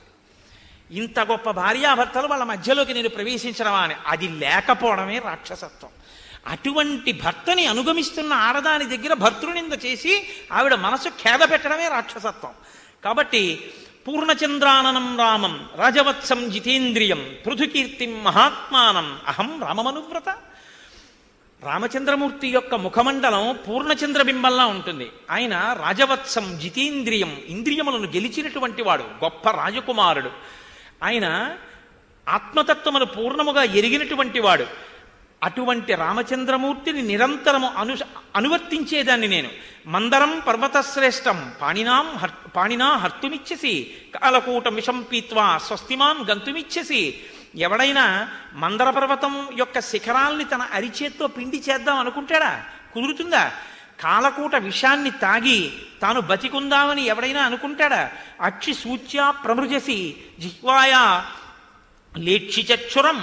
ఎవడైనా కంట్లో చిన్న నలక పడితే ఆ కన్ను శుభ్రం చేసుకోవడానికి సూది తీసుకుని కన్ను శుభ్రం చేసుకుంటాడా? లేకపోతే ఎవడైనా పదునుగా ఉన్నటువంటి కత్తిని శుభ్రం చేయవలసి వస్తే తన నాలుకతో నాకి శుభ్రం చేస్తాడా? రాఘవస్య ప్రియాం భార్యాం యోధిగంతు తమిచ్చసి. అలా రామచంద్రమూర్తిని అనువర్తించేటటువంటి నన్ను రాముని నుంచి అపహరించాలని నువ్వు అనుకోవడం అంత ప్రమాదకరమైనటువంటి పని రావణ. అవజస్య శిలాం కంఠే సముద్రం తత్తుమిచ్చసి. ఎవడైనా కంఠంలో ఒక పెద్ద బండ కట్టుకుని సముద్రంలో దూకి సముద్రాన్ని ఈది అవతలగొట్టుకి వెళ్ళగలను అనుకుంటాడా? అలా అనుకోవడం ఎంత హాస్యాస్పదమైన విషయమో. సూర్యచంద్రమసౌ చౌభౌ పాణిభ్యాం హర్తుమిచ్చసి. ఎవడైనా సూర్యచంద్రులు ఇద్దరినీ తన చేత్తో ఓసారి తడిమి వాళ్ళని చేత్తో పట్టుకోగలను అని అనుకుంటాడా? అలా అనుకోవడం ఎంత అర్థం లేనటువంటి ఆలోచనో. అగ్నిం ప్రజ్వలితం దృష్ట్వా వస్త్రేణ హర్తుమిచ్చసి. రగులుకుంటున్నటువంటి అగ్నిహోత్రాన్ని, ఆ అగ్ని శిఖల్ని ఓ బట్టలో మూట కట్టి పట్టుకెడదామని ఎవడైనా అనుకోగలడా? అది సాధ్యమవుతుందా? అలా రాముణ్ణి అనువర్తించేటటువంటి నన్ను తీసుకెడదామనుకోవడం కూడా అంతే అర్థం లేనటువంటి విషయం. నన్ను తీసుకెళ్లడం నీకు సాధ్యమయ్యే విషయం కాదు. అయోముఖానాం శూలానాం అగ్రే చరితుమిచ్చసి. ఎవడైనా పదునైనటువంటి ఇనప శూలం మీద నడుద్దామని అనుకుంటాడా? అందులోకి దిగబడిపోడా? అది ఎటువంటి ఆలోచనో నన్ను అపహరించాలన్న ఆలోచన కూడా అటువంటిది. అయినా సింహానికి నక్కకి, సముద్రానికి పిల్లకాల్వకి, బియ్యపు కడుగు నీటికి అమృతానికి, బంగారానికి సీసానికి, మంచి గంధానికి బురద నీటికి, ఏనుగుకి పిల్లికి, గరుత్మంతునికి కాకికి, నెమలికి నీటికాకి, హంసకి గ్రద్దకి ఎంత వ్యత్యాసం ఉందో రావణ నీకు నా భర్త అయిన రామచంద్రమూర్తికి అంత వ్యత్యాసం ఉంది. నువ్వు రామచంద్రమూర్తి ఇల్లాలినైన నన్ను అపహరించి తీసుకెడతానంటావేంటి? ఒక్కనాటికి నేను నీ యందు మనసు పెట్టేటటువంటి దానను కాదు, నేను సర్వకాలముల యందు రామచంద్రమూర్తిని అనువర్తించేదానని గుర్తెరుగు అంటే ఆయన అన్నాడు, త్రిశులోకేషు విఖ్యాతం యది భర్తారమిచ్చసి మామాశ్రయవరారోహే తవాహం సదృశపతి. నీకు తెలియట్లేదు సీత, నేను 3 లోకములు గెలిచినటువంటి వాణ్ణి. నాకు భార్య కావడం నీ అదృష్టం. నువ్వు నన్ను భార్యగా పొందాలి, నేనే నీకు తగినటువంటి భర్తని. ఇంతకాలం తెలియక ఆయన పక్కన భార్యగా ఉండిపోయావు. అసలు నీకు తగిన భర్తని నేను, నాకు తగిన భార్యవి నువ్వు. కాబట్టి నువ్వు నాతో లంకకొచ్చి నాతో ఉండిపో. ఇంతకన్నా అసలు దారుణమైన మాట ఏదో రామాయణం చెప్పాలి కాబట్టి కొన్ని శ్లోకాలు చెప్పక తప్పడం కానండి. అసలు ఇంతకన్నా ఆవిడ అంత బాధపడి నేను ఇంత పతివ్రతని అని చెప్పుకున్నటువంటి తల్లితో ఇలా మాట్లాడడం కన్నా ఘోరమైన నేరం లోకంలో ఇంకోటి ఏమిటి ఉంటుందండి? కాబట్టి ఆయన అంటాడు, ఎప్పుడు శ్రీరామాయణంలో మీరు ఇదొక విషయాన్ని బాగా గుర్తుపెట్టుకోవలసి ఉంటుంది. త్యజ్యతాం మానుషోభావో మయి భావ ప్రణీయతాం రాజ్యాచ్యుతం అసిద్ధార్థం రామం పరిమితాయుషం. రాముడు నరుడు, ఎప్పుడు చూసినా జనకుడంతటి వాడు త్వగతిర్మానుషాణంచ ధనుషాస్య ప్రపూరణే అంటాడు. నరుడు రాముడు ఎక్కువ పెడతాడా అంటాడు. రావణుడు నరుడు రాముడు ఏం చేస్తాడంటాడు. నిజానికి మనుష్య జాతి అంతా రామచంద్రమూర్తికి రుణపడిపోయింది. అంతగా మనుష్యుడు నీచంగా భావించబడితే దశవర్ష సహస్రాణి దశవర్ష శతానిచ 11,000 సంవత్సరములు ఈ భూమండలం మీద ఉండి మనుష్యుడంటే ఎంత గొప్పవాడో నిరూపించి చూపిస్తానని మానవ జన్మకి అంత గొప్పతనం ఉంది అని నిరూపించిన మహనీయమూర్తి రామచంద్రమూర్తి. అందుకే మనిషిగా పుట్టినవాడు రామనామం చెప్పకపోతే, రామనామం రాయకపోతే, రాముణ్ణి స్తోత్రం చెయ్యకపోతే, రాముడికి పూజ చెయ్యకపోతే వాడు కృతఘ్నుడైపోయినట్టు లెక్క. లక్ష్మణుడు అంటే ఆడికి కిష్కింధకాండలో బ్రహ్మగ్నేచ సురాపేచ చోరే భగ్నవ్రతే తథా నిష్కృతి విహితా సిద్భి కృతఘ్నో నాస్తి నిష్కృతి. ఎవడికైనా ప్రాయశ్చిత్తం ఉందేమో కానీ కృతఘ్నుడికి మాత్రం లోకంలో ప్రాయశ్చిత్తం లేదు. కాబట్టి రామనామం చెప్పాలి, రామ పూజ చెయ్యాలి, రామస్తోత్రం తప్పకుండా చెయ్యాలి. కాబట్టి ఆ మనుష్యుడైనటువంటి రాముణ్ణి విడిచిపెట్టేసి అని రావణుడు అంటున్నాడు. విడిచిపెట్టి నన్ను చేరు. అతను పరిమితమైనటువంటి ఆయుర్దాయం ఉన్నవాడు, ఈ అరణ్యంలో తిరుగుతున్నవాడు, నేను 3 లోకములు జయించినటువంటి వాణ్ణి. కాబట్టి ఎంతకాలం రాముడు ఉంటాడు అనుకుంటున్నావు ఇక్కడ అరణ్యంలో? ఒక ఆడదాని మాటకి అంతఃపురాన్ని రాజ్యాన్ని విడిచిపెట్టి అరణ్యాలకు వెళ్ళిపోయినటువంటి రాముడు ఒక రాముడా? అతను క్రుద్ధుడు, యుక్తాయుక్త విచక్షణ లేనివాడు. కాబట్టి విడిచిపెట్టేసాయి. ఇవాళ సీతమ్మ దగ్గరికి వెళ్ళి ఇంతకాలం నుంచి భర్తను అనువర్తించి ఉన్నటువంటి ఒక మహాపతివ్రతతో ఆయన మాట్లాడుతున్న మాటలు నేను మీతో తరచు మనవి చేస్తున్నాను. మాట యొక్క గొప్పతనాన్ని గుర్తుపెట్టుకోండి అని. ఇంత తపశ్శక్తి ఉన్న రావణుడు మరణించడానికి సిద్ధమైనటువంటి పండులా ఉన్నాడు అంటారు సుందరకాండ చివర హనుమ. దేనివల్ల సిద్ధమయ్యాడు అలాగా? తన మాటలతో తన పాపాన్ని తాను రోజు మూటగట్టుకున్నాడు. సీతమ్మ తల్లిని ఏ రోజు చూసి సీతమ్మతో మాట్లాడకూడని మాటలు మాట్లాడడం వల్ల ఒంటికి గాయించేసినా కలిగేటటువంటి దుఃఖం కన్నా ఎక్కువ దుఃఖాన్ని సీతమ్మ తల్లి పొంది పరితపించి కంటి వెంట బాష్పధారులు కారుతూ ఎప్పుడూ చెక్కిళ్ల మీద చారికలు కట్టి కట్టిన బట్ట విప్పకుండా కట్టిన బట్టతోటే పెట్టుకున్న నగలతోటే ఆ చెట్టు కింద 10 నెలల పాటు లంకలో ఉండిపోయి ఏడ్చిందో ఆ కంటి నుంచి జారినటువంటి బాష్ప బిందువులు లంకాపట్టణం యొక్క నేల మీద పడి వాటికి కారకుడైనటువంటి రావణుడు మరణించడానికి సిద్ధమైన రీతిలో తన మరణాన్ని తాను వండుకున్నాడు. మాటలతో వండుకున్నాడు తన మృత్యువుని. జిహ్వాగ్రే వర్తతే లక్ష్మి, జిహ్వాగ్రే మిత్రబాంధవాహ, జిహ్వాగ్రే బంధనం ప్రాప్తి, జిహ్వాగ్రే మరణం ధ్రువం. కాబట్టి ఆ వాక్కు ఎంత గొప్పదో. వేరొక మహానుభావుడు ఇలా ముట్టుకోకుండా తన వాక్కులతో ఇన్నాళ్లు ఏడుస్తున్న తల్లిని సంతోషింపచేసి, సంతోషించిన సీతమ్మ తల్లి ముఖాన్ని లంకాపట్టణంలో చూసినటువంటి మహాపురుషుడిగా ఖ్యాతికి ఆనాటి నుంచి ఈనాటి వరకు పూజింపబడుతున్నాడు స్వామి హనుమ. మాట వైభవం కదండి రామాయణం. రామాయణం వాగ్వైభవం. వాక్కు ఎంత గొప్పదో రామాయణం చెప్తుంది. మీ దగ్గర ఇంత గొప్ప మణి ఉందండి అని చెప్పారనుకోండి, అది మణి కాదు అనుకుని గాజు పూస అని మీరు కబ్బోర్డ్లో పెట్టారు. దాని మీద ధూళి పడిపోయింది, దుమ్ము పడిపోయింది, మీరు పట్టించుకోలేదు. దాని యొక్క విలువ తెలిసిన్నటువంటి వాడు ఒకడు, అయ్యా మీ ఇంట్లో ఉన్నటువంటిది సాటిలేని మణి, అది 3 లోకాల్లో లేదు, అటువంటి మణి మీ సొత్తు, మీరు దానికి యజమాని చెప్పాడు. ఇప్పుడు మీరు ఇంకా దాని కబ్బోర్డ్లో ఉంచుతారా? అలా ఉంచితే రావణాసురుడు కబ్బోర్డ్లోంచి తీసి వెంటనే ఇంత గొప్ప మణి అని దాచుకుని అక్కడే పడుకుంటారు మీరు రాత్రి. అలా పడుకుంటే దాని విలువ మీరు గుర్తించినట్టు. రామాయణం చదివిన వాడికి గుర్తించవలసిన విషయం ఏమిటంటే, వాక్కు ఎంత గొప్పదో తెలుసుకోవాలి. ఎంత గొప్పదో తెలుసుకున్న ఉత్తర క్షణంలో మనుష్య జన్మ సార్థకమైపోవడం మొదలు పెడుతుంది. మాటల వల్ల కదండి ఇన్ని గొడవలు, ఇన్ని అక్కర్లేని మాటలు. ఇవాళ అసలు సమాజాన్ని కలుషితం చేసేస్తున్నది ఏమైనా ఉంటే దిక్కుమాల మాటలన్నీ. పేపర్ తీస్తే అవే మాటలు, టీవీలు చూస్తే అవే మాటలు, ఎక్కడెక్కడ పనికి మాలిన మాటలు, ఉద్రేకపూరితమైన మాటలు తీసుకొచ్చి, ఎక్కడో ఏదో జరిగిపోతే ఇప్పుడు తెలుసుకోవడానికి అవకాశం లేదేమోనని లైవ్ టెలికాస్ట్ చేసి మరి ఆ మాటలు తీసుకొచ్చి ఉత్తర క్షణంలో ఉద్రిక్తత అన్ని చోట్ల రాజుకునేటట్టుగా చేసేస్తున్నవి మాటలు కాదు. మాట విలువ తెలుసున్ననాడు, ప్రతిస్పందన ఎలా ఉండాలో తెలుసున్ననాడు రామాయణం మిమ్మల్ని చెక్కుతుంది. అది తెలుసున్ననాడు మీరు మహాత్ములవుతారు. మీరు అంటే నేను అయిపోయానని కాదు నా ఉద్దేశం, తరచు చెప్తున్నాను, ఉపన్యాసం చెప్తున్నాను కాబట్టి అలా అంటాను. ఇది నాకు నేను గుర్తు చేసుకోవడం. మిమ్మల్ని అడ్డు పెట్టి, ఓరి వెర్రి కోటేశ్వరరావు ఎప్పటికి తగ్గుతుంది నీకు ఈ వెర్రి మాటలు, చూసావా రామాయణం చెప్తున్నావు, దిద్దుకో నిన్ను నువ్వు అని నాకు చేసుకుంటున్న హెచ్చరిక. మీకు చెప్తున్నది కాదు. మీరు ప్రాజ్ఞులు, మహాపురుషులు, మీకు తెలుసు దాని గురించి. ఏదో తెలియనట్టు మీరు వింటూ ఉంటారంతే.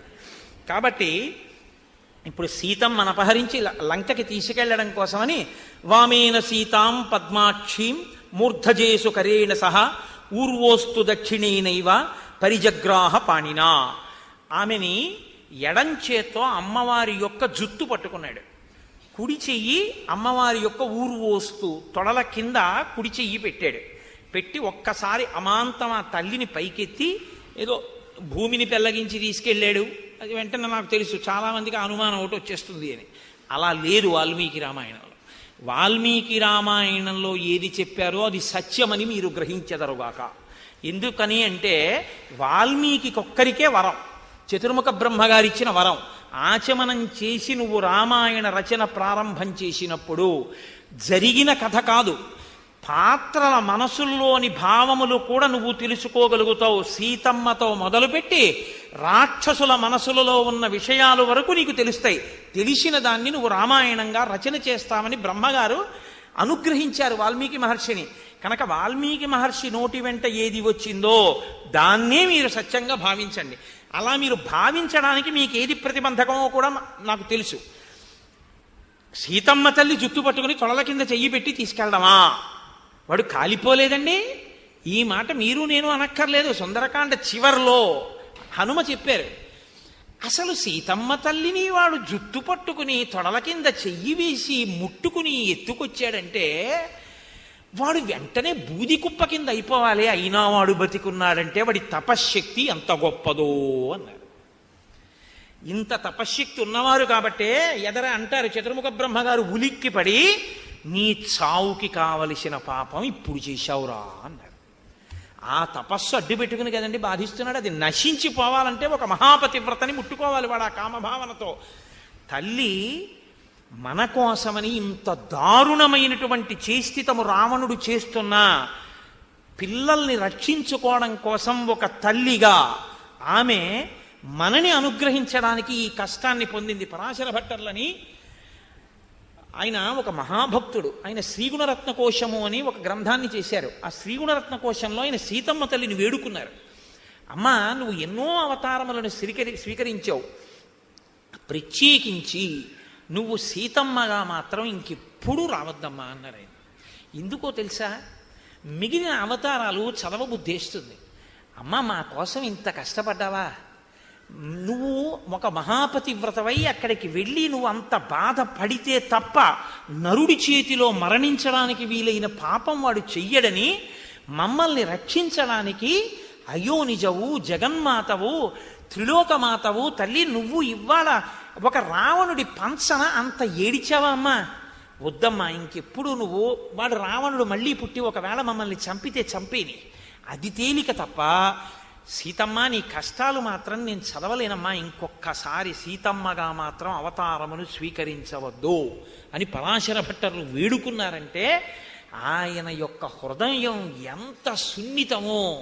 రామాయణం చదివి సీతమ్మ త్యాగానికి, జగన్మాతగా తల్లి మనని రక్షించడానికి రావణుడి చేత అపహరింపబడి ఇంత కష్టాన్ని ఆ తల్లి పొందింది అంటే ఇందుకు కదండి చెప్పాడు మారీచుడు, రాముడు చూస్తేనే చచ్చిపోతా, సీతమ్మ వచ్చాక నువ్వు రాక్షసులతో లంక అంతా కలిసి నాశనం అవుతుందన్నాడు. కాబట్టి తల్లి ఇంత కష్టపడ్డావా అంటారు. కాబట్టి ఇప్పుడు ఆవిడ్ని తీసుకెళ్లి తన బంగారు రథం మీద కూర్చోపెట్టుకుని తీసుకు వెళ్ళడానికి ప్రయత్నిస్తుంటే వనదేవతలందరూ పారిపోయారట చూసి రావణుణ్ణి. గోదావరి చాలా మెల్లగా ప్రవహించిందిట, పక్షులు చప్పుడు చేయకుండా కూర్చున్నాయిట, చెట్లు కదలలేదుట, వాయువు చాలా మెల్లగా వీచిందిట, సూర్యుడు మబ్బుల చాటుకెళ్ళిపోయాట. ఎందుచేత అంటే ఆయన దిక్పాలకులందరినీ శాసించాడు. ఆయన తపస్సుని అడ్డు పెట్టుకొని లోకములన్నింటినీ ఏడిపించినటువంటి వాడు. తం దృష్ట్వా మృత్యు సంకాశం తీక్ష్ణదంస్ట్రం మహాభుజం ప్రాద్రవన్ గిరి సంకాశం భయార్తాహ వనదేవతాహ. ఆ వనదేవతలందరూ కూడా మృత్యువు ఎలా ఉంటుందో అటువంటి స్వరూపంతో, భయంకరమైనటువంటి కోరలతో, పెద్ద పెద్ద భుజాలతో ఉన్నటువంటి ఆ రావణాసురుణ్ణి చూసి అరణ్యం లోపలికి పారిపోయారు. వెంటనే తను ఒక సంకల్పం చేశాడు. మాయమైపోయినటువంటి ఆ రథం కిందకి దిగింది. సచ మాయామయో దివ్య కరయుక్త కరస్వన ప్రత్యదృశ్యత హేమాంగో రావణస్య మహారథ. మళ్ళీ ఆ గాడిదలు పూంచినటువంటి రథం కిందకి దిగింది. ఆయన సీతమ్మ తల్లిని ఎత్తి తను రథంలో కూర్చుని ఒళ్ళో కూర్చోపెట్టుకున్నాడు. తతస్తాం పరుషైర్వాక్యై భత్సయన్ స మహాస్వన అంకేనాదాయ వైదేహీం రథమారోపయత్ తదా. తను రథంలో కూర్చుని ఆవిడ్ని తొడ మీద కూర్చోబెట్టుకుని ఆడ త్రాచుపాం ఎలా గింజుకుంటుందో అలా గింజుకుంటున్నటువంటి తల్లిని గట్టిగా ఒడిసి పట్టుకుని సీతమ్మని అపహరించి తీసుకెళ్ళిపోతున్నాడు. ఆకాశంలోకి ఆ రథం ఎగిరి వెళ్ళిపోతుంటే సీతమ్మ అరణ్యం వంక చూస్తూ అరుస్తోంది. ఆ తల్లి తతస్సా రాక్షసేంద్రేణ హ్రియమాణా విహాయస భృశం చుక్రోశమత్తేన భ్రాంతచిత్తా యథాతుర హా లక్ష్మణ మహాబాహో గురుచిత్త ప్రసాదక హ్రియమాణాం నజానీషే రక్షసామాం అమర్షిణ. ఇక్కడ అంటుంది లక్ష్మణుడి గురించి గురుచిత్త ప్రసాదక అంటుంది, పెద్దల మనసెరిగి ప్రవర్తించేవాడా అంటుంది. ఆవిడికి అన్యభావన ఏం లేదు, ఆ ఆక్రోశం అటువంటిది.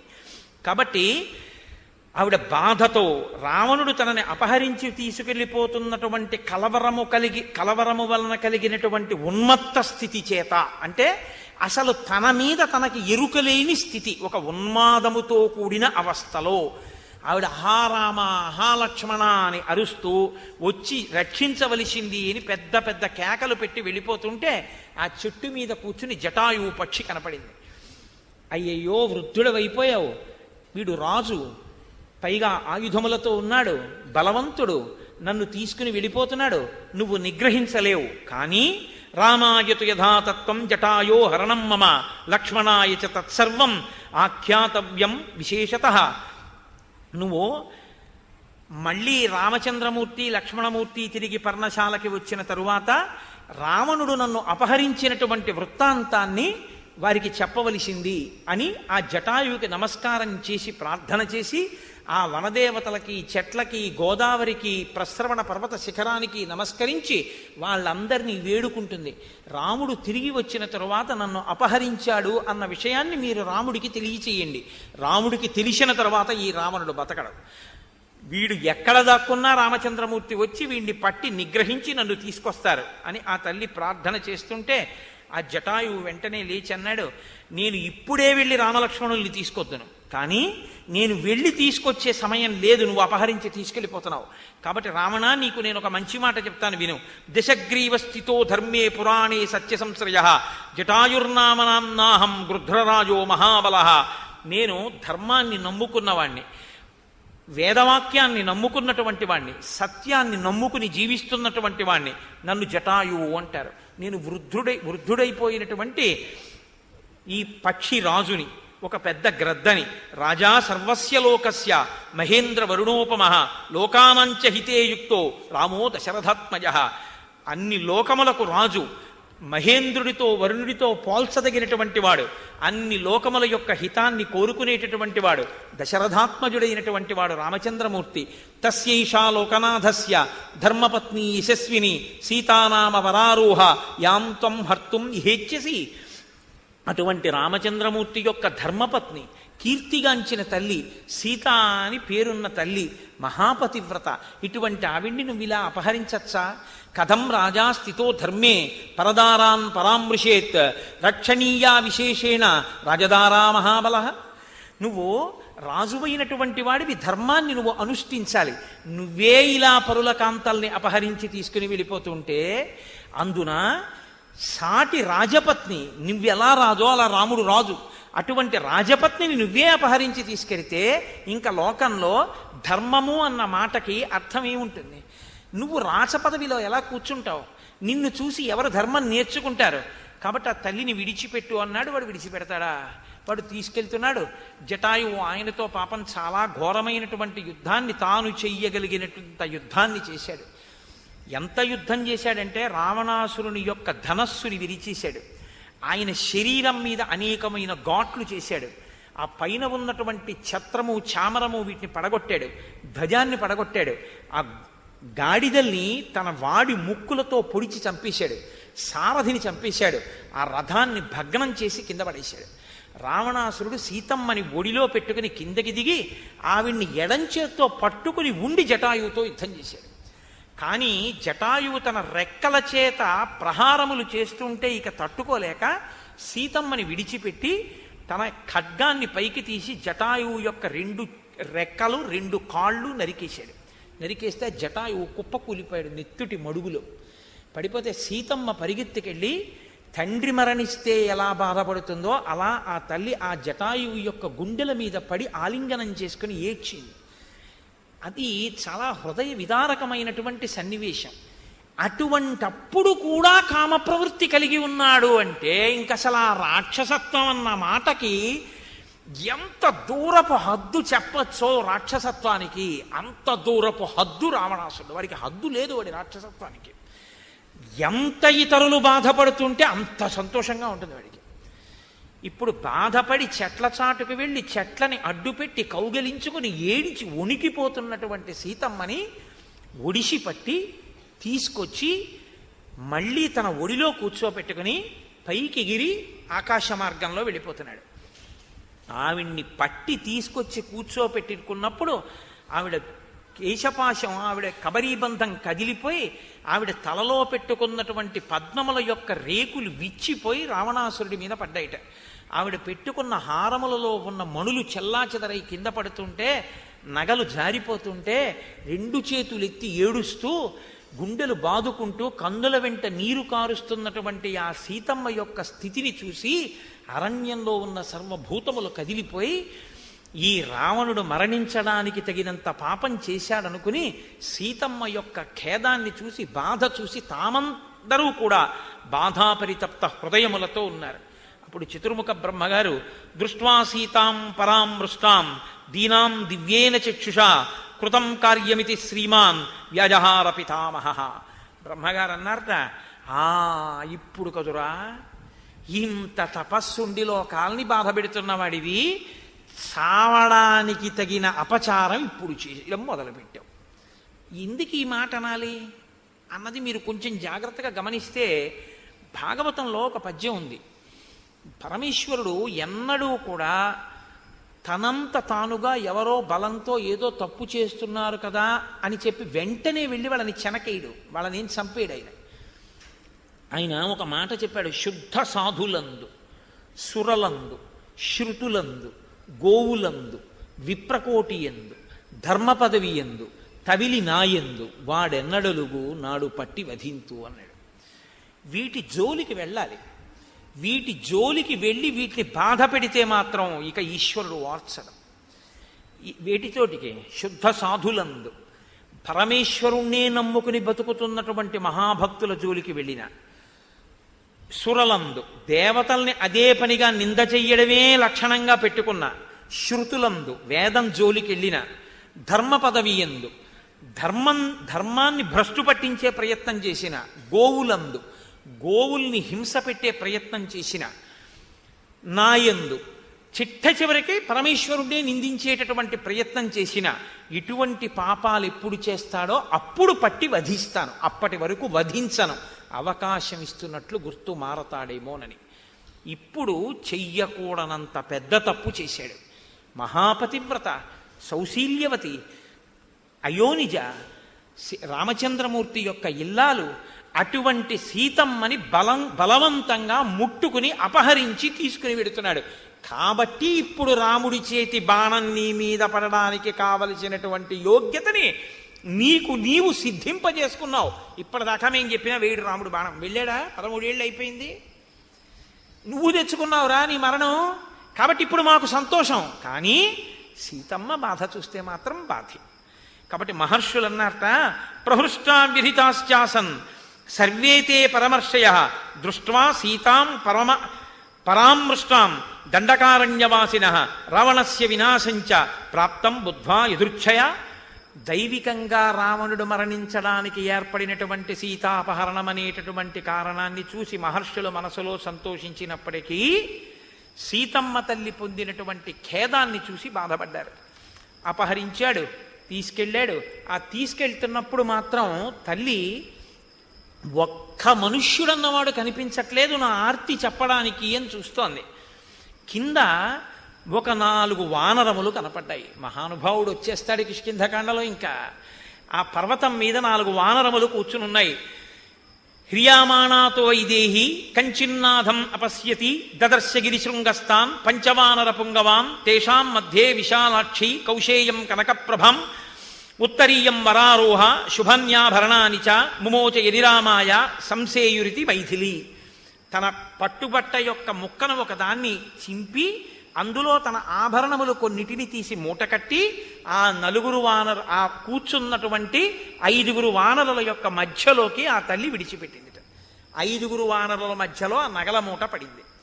ఎప్పటికైనా రాముడిటు రాకపోతాడా? ఈ నగల మూట చూపించకపోతారా? చూపించిన తర్వాత రాముడు ఇలా సీతాపహరణం జరిగిందని గుర్తించి నన్ను రక్షించకపోతాడా అని ఆ తల్లి ఒక కారణం, కేవలం ఒక ఊహ చేసి విడిచిపెట్టినటువంటి ఆ నగల మూట రామాయణంలో పెద్ద పాత్రే పోషించింది. కాబట్టి ఇప్పుడు ఆ నగల మూట విడిచిపెట్టింది, లంకాపట్టణానికి తీసుకెళ్ళాడు. తీసుకెళ్ళి ఆ తల్లిని తన యొక్క వైభవం అంతా చూడమంటాడు. నేను ఇంత గొప్పవాణ్ణి అంటాడు. అన్నీ చెప్పిన తరువాత సీతమ్మ తల్లి దగ్గరికి వచ్చి ఒక మాట చెప్తాడు. ఇది రావణ ప్రవృత్తి అంటే. మిగిలినవి ఏముంది? అస్తమానం తనని పొగుడుకోవడం అన్నది రావణుడు ఎప్పుడు చెప్పినా అదే మాట చెప్తాడు. చూడు నాకు ఇంత అంతఃపురం ఉంది, ఇంత వజ్రాలు ఉన్నాయి, వైఢూర్యాలు ఉన్నాయి, నగలు ఉన్నాయి, దాసదాసీజనం ఉన్నారు, ఇంతమంది భార్యలు ఉన్నారు, ఇంతమందిని జయించాను, కుబేరుని జయించాను, పుష్పక విమానం తెచ్చాను, సముద్రాన్ని అల్లకల్లోలపరిచాను, పంచభూతాల్ని శాసిస్తాను, దిక్పాలకుడు నా మాట వింటారు, దేవతలు భయపడిపోతారు, భూమిని పైకెత్తేస్తాను, పర్వతాల్ని పిండి చేసేస్తాను, కొండల్ని విసిరేస్తాను, చెట్లు పీకేస్తాను, వాళ్ళని కొట్టేస్తాను, వీళ్ళని కొట్టేస్తాను, కాబట్టి నువ్వు నన్ను కామించు, నా పాన్పు చేరు. చివరికి అడిగేది అది. కాబట్టి ఇప్పుడు సీతమ్మ దగ్గరికి వచ్చేట అన్నాడు, అలంబ్రీడేన వైదేహి ధర్మలోపకృతేన చ హర్షోయం దైవ విస్పష్టో యస్వా ముపగమిష్యతి. సీత, ఎందుకు ఏడుస్తున్నావు నువ్వు? ఎందుకంత ఏడుపు? ఏదో ధర్మలోపం జరిగిపోయిందని కదా ఏడుస్తున్నావు. ధర్మలోపం జరిగిపోయిందని ఏడవకు. ఇది ఈశ్వరుడు నిర్ణయించినటువంటి విధి విధానము అని నువ్వు అంగీకరించు. హర్షోయం, దానివల్ల నువ్వు హర్షాన్ని పొంది ఇది ఈశ్వర కృత్యము, ఈశ్వరుడు నన్ను రావణుండి భర్తగా పొందమన్నాడు అని చక్కగా అంగీకరించి నువ్వు నా పాన్పు చేరవలసి ఉంటుంది. కాబట్టి ఇది ఈశ్వర నిర్ణయంగా భావన చెయ్యి, ఏ దోషము ఉండదు. అంటే ఈశ్వర నిర్ణయాలు అలా ఉంటాయండి. ఈశ్వర నిర్ణయాలు అలా ఉండి అలా ఉంటుందని చెప్పిందా వేదం? అలా ఉండమని చెప్పాయా శాస్త్రాలు? చదువుకోవడం గొప్ప, చదువుకున్న చదువుని అనుష్ఠించడం గొప్ప. తను చదువుకున్న చదువు మీద తనకే నమ్మకం ఉండడం ఆస్తిక్య బుద్ధి. తను చదువుకున్న చదువు మీద తనకే నమ్మకం లేక తనకి అనుకూలంగా మార్చుకుని మాట్లాడేవాడెవడో వాడే రావణుడు. యథార్థంగా శాస్త్రవచనం ఏదో దానికి కట్టుబడేవాడెవడో వాడు మహాత్ముడు. కాబట్టి ఈ మాట చెప్పి సీతమ్మ తల్లి పాదముల వంక చూసి అన్నాడు, తెలిసి చేశాడో తెలియక చేశాడో, నచ్చింది ఏమైనా ఉంటే ఇదొకటే. ఏతౌ పాదౌ మయా స్నిగ్ధౌ శిరోభి పరిపీడితౌ ప్రసాదం కురుమే క్షిప్రం వశ్యో దాసోహమస్మితే. ఎర్రగా ఉన్నటువంటి ఆ సీతమ్మ తల్లి పాదముల వంక చూసి, నా 10 తలలతో నేను ఇప్పటి వరకు ఏ ఆడదానికి నమస్కరించలేదు. సీత, నీ పాదములకు నమస్కరిస్తున్నాను. ఉత్తరక్షణం క్షిప్రం, ఇప్పుడే నన్ను అనుగ్రహించి నాకు కలిగినటువంటి కోరిక తీర్చు అని మనసులో అనుకున్నట్ట. నేను ఇలా మాట్లాడి ఇలా కాళ్ళ మీద పడ్డాను కాబట్టి తప్పకుండా సీతమ్మ నా కోరిక తీరుస్తుంది అనుకున్నాడు. సీతమ్మంది, గతాయుస్తం గతశ్రీకో గతసత్వో గతేంద్రియ లంకా వైధవ్య సంయుక్త తత్కృతేన భవిష్యతి. ఓరి పిచ్చివాడా, పరసతిని అపహరించి తీసుకొచ్చిన పాపం ఉత్తినే పోతుంది అనుకోకు. నీ ఆయుర్దాయం పోతుంది, నీ ఐశ్వర్యం పోతుంది, నీ సత్వం పోతుంది, నీ ఇంద్రియములు నశించిపోతున్నాయి. లంక విధవ కావడానికి నన్ను తీసుకొచ్చావు. ఇక్కడ ఉన్న వాళ్ళందరూ మరణించడానికే నువ్వు నన్ను తీసుకొచ్చి మాటలు మాట్లాడుతున్నానని తెలుసుకోలేకపోతున్నావు.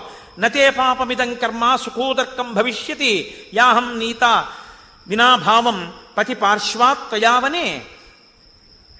నువ్వు అరణ్యంలో కూడా భర్త పక్కన ఉండడం వల్ల సుఖాన్ని సంతోషాన్ని పొందుతున్న నన్ను భర్త నుండి దూరం చేశావు. ఐశ్వర్యంలో ఉంటే నాకు సుఖం ఉంటుంది అనుకుంటే నేను అంతఃపురంలో ఉండొచ్చు, కానీ అంతఃపురాన్ని విడిచిపెట్టి నా భర్త పక్కన ఉంటే నాకు సుఖము సంతోషము అని నేను వరంలో కూడా నా భర్త పక్కనే చేరి సంతోషంగా గడుపుతున్న దాన్ని నువ్వు అనుకున్నది నాకు సుఖము సంతోషము అనుకుని నా భర్త పక్క నుంచి తెచ్చి నీ దగ్గర అంతఃపురంలో నువ్వు బంధించావు. కానీ ఈ బంధనం ఏదైతే నువ్వు చేశావో దానివల్ల ఇక నుంచి నీకు సుఖము సంతోషము అన్న మాట ఉండదో. ఇది నువ్వు తెచ్చుకున్నానని తెలుసుకోలేక నన్ను తెచ్చానని నువ్వు అనుకుంటున్నావు. నా సుఖ సంతోషములను దూరం చేశానని నువ్వు అనుకుంటున్నావు. నేను మళ్ళీ పొందుతాను, ఎందుకంటే రాముడు వస్తాడు, నిన్ను చంపేస్తాడు. కానీ ఇక నుంచి సుఖ సంతోషములు పోవడం అన్నది ప్రారంభమై నువ్వే పోవడం, లంకే పోవడం, రాక్షసులే పోవడంతో పరిసమాప్తం అవుతుంది ఈ కథ. కాబట్టి రావణ తెలియక ప్రవర్తిస్తున్నావు. యదా వినాశో భూతానాం దృశ్యతే కాలచోరిత తదా కార్యే ప్రమాద్యంతి నరాహ కాలవశంగతా. బాగా పొగరు పట్టినటువంటి వాడు యుక్తాయుక్త విచక్షణ లేకుండా కాలచోదితుడై తొందరగా ఇంకా శరీరాన్ని విడిచిపెట్టి ఇవ్వవలసినటువంటి స్థితి కలిగినప్పుడు యమదండన పొందాలనుకుంటున్న వాడి పుర్రెలో ఎటువంటి ఆలోచనలు ప్రవేశిస్తాయో అటువంటి ఆలోచనని పుర్రెలోకి ప్రవేశించింది. ఇదం శరీరం నిస్సజ్ఞం బంధవా ఖాదయస్వవా నేదం శరీరం రక్ష్యం మే జీవితం వాపి రాక్షస నతు శక్ష్యామ్యుపక్రోశం పృథివ్యాం దాతుమాత్మనః. నువ్వు ఈ శరీరం ఏముంది, జడం, ఇదేముంది, ఇది కదలగలిగినది కాదు. కదిలించేది ఏదుందో అది లోపలుంది చైతన్యం. నా చైతన్యంతో నేను మాత్రం శాశ్వతంగా నాకు కాని రాముడికి కాని అపకీర్తి కలిగేటటువంటి పనికి అంగీకరించి నేను ఎన్నడూ ఏ పని చేయను. మచ్చ తెచ్చుకునే పని నేను చెయ్యను. జడమైన ఈ శరీరం మీద వ్యామోహాన్ని పొందుతున్నావు కాబట్టి మనసుతో అంగీకరించి నేను నీ పాన్పు చేరను కనుక, కోరిక తీరని వాడికి వచ్చే నీ వంటి రాక్షసుడికి కలిగేది క్రోధం కనుక, ఆ క్రోధంతో ఈ శరీరాన్ని నువ్వు చంపేస్తానంటావా, చంపేసేయి. దీన్ని బంధించేస్తానంటావా, బంధించేసేయి. దీన్ని కాల్చేస్తానంటావా, కాల్చేసేయి. నువ్వు ఏది చేస్తాననుకుంటున్నావో ఈ శరీరాన్ని అలా చేసేయి. ముక్కలు చేసేస్తావా, చేసేసేయి, నాకు భయం లేదు. కానీ శరీరము లోపల ఉన్న చైతన్యము మాత్రము, ఆ చైతన్యమును ఆలంబనం చేసుకుని ఆలోచన చేసేటటువంటి మనస్సు, దేహం ప్రాణమపీంద్రియత్యపి చలాం బుద్ధించ శూన్యం విదు శ్రీబాలాం ధజడోపమాస్తహమితి భ్రాంతా భృజం వాదిన అని కదా శంకర భగవత్పాదులు. నానాఛిద్రఘటోదర స్థిత మహాదీప ప్రభాభాస్వరం జ్ఞానం యస్యతి చక్షురాదికరణ ద్వారా బహిస్పందతే జానామీతి తమేవ భాంతమనుభాత్యేతత్ సమస్తం జగత్ తస్మై శ్రీ గురుమూర్తయే నమః. శ్రీ దక్షిణామూర్తయే. కాబట్టి లోపల నేను చైతన్యముతో ఉండగా నేను నా మనసులో నీ పక్కన చేరి నాయన మచ్చ తెచ్చుకునేటటువంటి పని మాత్రం ఎన్నడూ చేయను. నీకు దక్కలేదని ఈ శరీరం మీద కసి తీర్చుకుంటావా, నీ ఇష్టం. నేను మాత్రం ఎన్నడూ తప్పు చెయ్యను. ఇంకా ఇలా ఇది శాస్త్రమునకు కట్టుబడడం, ఇది ధర్మానికి కట్టుబడడం. ఇది సీతమ్మ తల్లి. ఈ ధర్మం ముందు ఆ ధర్మం 10 తలకాయలదైనా నిలబడలేదు. ఈ రామాయణం మనకి ధర్మాన్ని అనుష్ఠించడంలో పూనికనిస్తుంది, గొప్ప ధైర్యాన్ని ఇస్తుంది. ధర్మానికి కట్టుబడిన వాడు పాడైపోడు అన్న విశ్వాసం మనకి కలిగిస్తుంది. శృణు మైథిలి మద్వాక్యం మాసాన్ ద్వాదశభామిని కాలే నానేన నాభ్యేషి యది మాం చారుహాసిని. ఆవిడంతా ఏడుస్తుంటే వాడికి చిరునవ్వు ఎలా కనపడిందో నాకు అర్థం కాదు. అసలు సంబోధించేటప్పుడు చారుహాసిని అంటాడు, ఆ సుందరమైన చిరునవ్వున్నదానా అంటాడు. అంటే తననుకున్నదే వాడికి సంతోషం తప్ప ఆవిడంత ఏడుస్తోందన్నది మాత్రం వాడి చెవికెక్కదు. నీకు 1 సంవత్సర కాలాన్ని అనుమతిస్తున్నాను. ఈ సంవత్సరం లోపల నీ మనసు మార్చుకుని నీ అంత నువ్వు నా పాన్పు చేరితే పట్టపురాణివవుతావు. ఈ దాసీజనం అందరూ నిన్ను సేవిస్తారు. నేను నీవాడనవుతాను. ఎన్నడూ నీ మాట నేను కాదనను. చక్కగా 3 లోకముల వాళ్ళు కూడా నీ మాట వినేటట్టుగా సమస్తము తీసుకొచ్చి నీ పాదముల దగ్గర పెడతాను. కాదని ఉల్లంఘించి ప్రవర్తిస్తే, ఇదిగో ఈ రాక్షసకాంతలున్నారే, వీరు 1 ఏడాది తర్వాత ఉదయం ఇప్పుడు వస్తుందో ఆ ప్రాతకాలంలో నిన్ను ముక్కలుగా ఖండించి పచనం చేసి నాకు అల్పాహారంగా ఉదయం వేళ వడ్డిస్తారు. ఈ విషయాన్ని తెలుసుకో సీత అని హుంకరించి అక్కడ ఉన్న రాక్షసకాంతల్ని పిలిచి ఈవిడ్ని అశోకవనానికి తీసుకెళ్లి బంధించి నయానా భయానా నచ్చచెప్పి ఈమె నా మార్గంలోకి వచ్చేటట్టు మాట్లాడండి అని సీతమ్మని అశోకవనంలోకి ప్రవేశపెట్టాడు. తల్లి అశోకవనంలోకి వెళ్ళింది. అక్కడ ఉన్న బలాఢ్యులైన కొంతమంది రాక్షసుల్ని పిలిచి దండకారణ్యంలో నేను పెట్టినటువంటి ఖరదూషణాదులు రాముడి చేతిలో నిహతులయ్యారు, కాబట్టి మీరు వెళ్ళి అక్కడ ఉండి రాముని యొక్క కదలికలను ఎప్పటికప్పుడు నాకు చేరవయ్యండి అని ఆజ్ఞాపించి రావణాసురుడు అంతఃపురంలోకి వెళ్ళాడు. సీతమ్మ తల్లి తన మనసులో రామచంద్రమూర్తినే స్మరిస్తూ ఆ స్మరణల చేత ఆనందాన్ని పొందుతూ నా తల్లి ఆ అశోకవనంలో శింశుపావృక్షం కింద కూర్చుని ఉన్నది అన్న ఘట్టం దగ్గర, అన్న మాట దగ్గర ఇవాల్టి ఉపన్యాసాన్ని పూర్తి చేస్తూ మీతో ఒక్క విషయాన్ని నేను మనవి చేయవలసి ఉంటుంది. ఈ నా మనవిని కొంచెము గమనించెదరుగాక. మనకి శ్రీరామనవమి అని ఒక పండగ, రాముడు పుట్టాడు అని. కృష్ణాష్టమి అని ఒక పండగ, కృష్ణుడు పుట్టాడు అని. దేవీ నవరాత్రులు అని మనకు ఒక నవరాత్రులు. అవి ఎవరు నిర్ణయం చేశారు అంటే వేదం నిర్ణయం చేసింది, శాస్త్రం నిర్ణయం చేసింది, ఇలా అనుష్ఠించండి ఆశ్వీజ మాసంలోని. వసంత నవరాత్రులు ఈ కాలంలో ఫలానా మాసంలో ఫలానా సమయంలో అనుష్ఠించండి, ఋషిప్రోక్తం, శాస్త్రప్రోక్తం. అసలు ఇవన్నీ మనం చేసుకోవాలి అంటే వేదం శాస్త్రం కదండి ప్రమాణం. ఈ వేదము శాస్త్రము రెండూ కూడా ప్రశ్నార్థకమై ఈ రెండిటి యొక్క ఉనికియే ప్రశ్నింపబడింది వేద వ్యతిరేకమైనటువంటి వాదనల చేత ఒకానొకప్పుడు. అప్పుడు కైలాస శంకరుడే ఈ లోకంలో కాలడి శంకరుడిగా అవతరించి సత్యదండాన్ని చేత పట్టుకుని శంభోర్మూర్తిశ్చరతి భువనే శంకరాచార్య రూప, శంకరాచార్య స్వామి వారి రూపంలో ఆసేతు హిమాచల పర్యంతం పర్యటించి అవైదికమైన వాదనలను ఖండించి వేద ప్రమాణానికి పట్టం కట్టి ఎన్నో చోట్ల యంత్రస్థాపన చేసి అనేక దేవాలయాల్ని పునరుద్ధరించి మహానుభావుడు షణ్మత స్థాపనాచార్యుడై అద్వైత సత్య ప్రచారకుడై ఈ దేశంలో వేద ప్రమాణాన్ని నిలబెట్టినటువంటి మహాపురుషుడు శంకర భగవత్పాదులు. శంకరులు పుట్టబట్టి అవన్నీ ఉన్నాయి. శంకరులే పుట్టకపోతే ఆ పుట్టినరోజులన్నీ మనం ఇవాళ చేసుకోగలిగి ఉండేవాళ్ళమా అన్నది అనుమానాస్పదమే. ఆ మహానుభావుడు పుట్టాడు కాబట్టి చేసుకుంటున్నాం, కాబట్టి ఆయన పుట్టినరోజు మనం చేసుకోవడం మనిషిగా పుట్టిన ప్రతివాడి కర్తవ్యం. ఎందుకంటే సనాతన ధర్మంలో మనం ఒకటే మాట చెప్తాం, గురుర్ బ్రహ్మ గురుర్ విష్ణు గురుర్దేవో మహేశ్వర గురు సాక్షాత్ పరబ్రహ్మ తస్మై శ్రీ గురవే నమః అని. బ్రహ్మచారిగా ఉంటే గురువు గారి మాటకి కట్టుబడి ఎక్కడో ఒక చోట ఉండాలి. గృహస్థుగా ఉంటే కట్టుకున్న భార్యాబిడ్డల్ని పోషించడానికి ఒక చోట ఉండాలి. వానప్రస్థ అయితే ఏ అరణ్యంలో కూర్చుని తపస్సు చెయ్యాలి, సన్యాసి అయితే తన ధర్మం చేత ఒక చోట ఉండవలసిన అవసరం లేకుండా అన్ని చోట్ల పరిగెట్టిస్తూ జ్ఞానబోధ చెయ్యవచ్చని సన్యాసం స్వీకరించి ఈ దేశంలో వైదిక ప్రమాణాన్ని నిలబెట్టినటువంటి మహాపురుషుడైనటువంటి శంకర భగవత్పాదులు వైశాఖ శుక్ల పంచమి నాడు మిట్ట మధ్యాహ్నం వేళ రామచంద్రమూర్తి ఎలా అభిజిత్ లగ్నంలో జన్మించారో అలా అవతారాన్ని నందన సంవత్సరంలో స్వీకరించినటువంటి మహానుభావుడు. అటువంటి శంకర భగవత్పాదుల యొక్క జయంతి రేపటి రోజున వైశాఖ శుక్ల పంచమి నాడు జగద్గురువులకి కట్నం ఇవ్వాలి అని పెద్దలు చెప్తారు. గురు కట్నం అంటాం కదా, గురుదక్షిణ అంటాం కదా, గురువుగారికి కట్నం ఇవ్వాలి.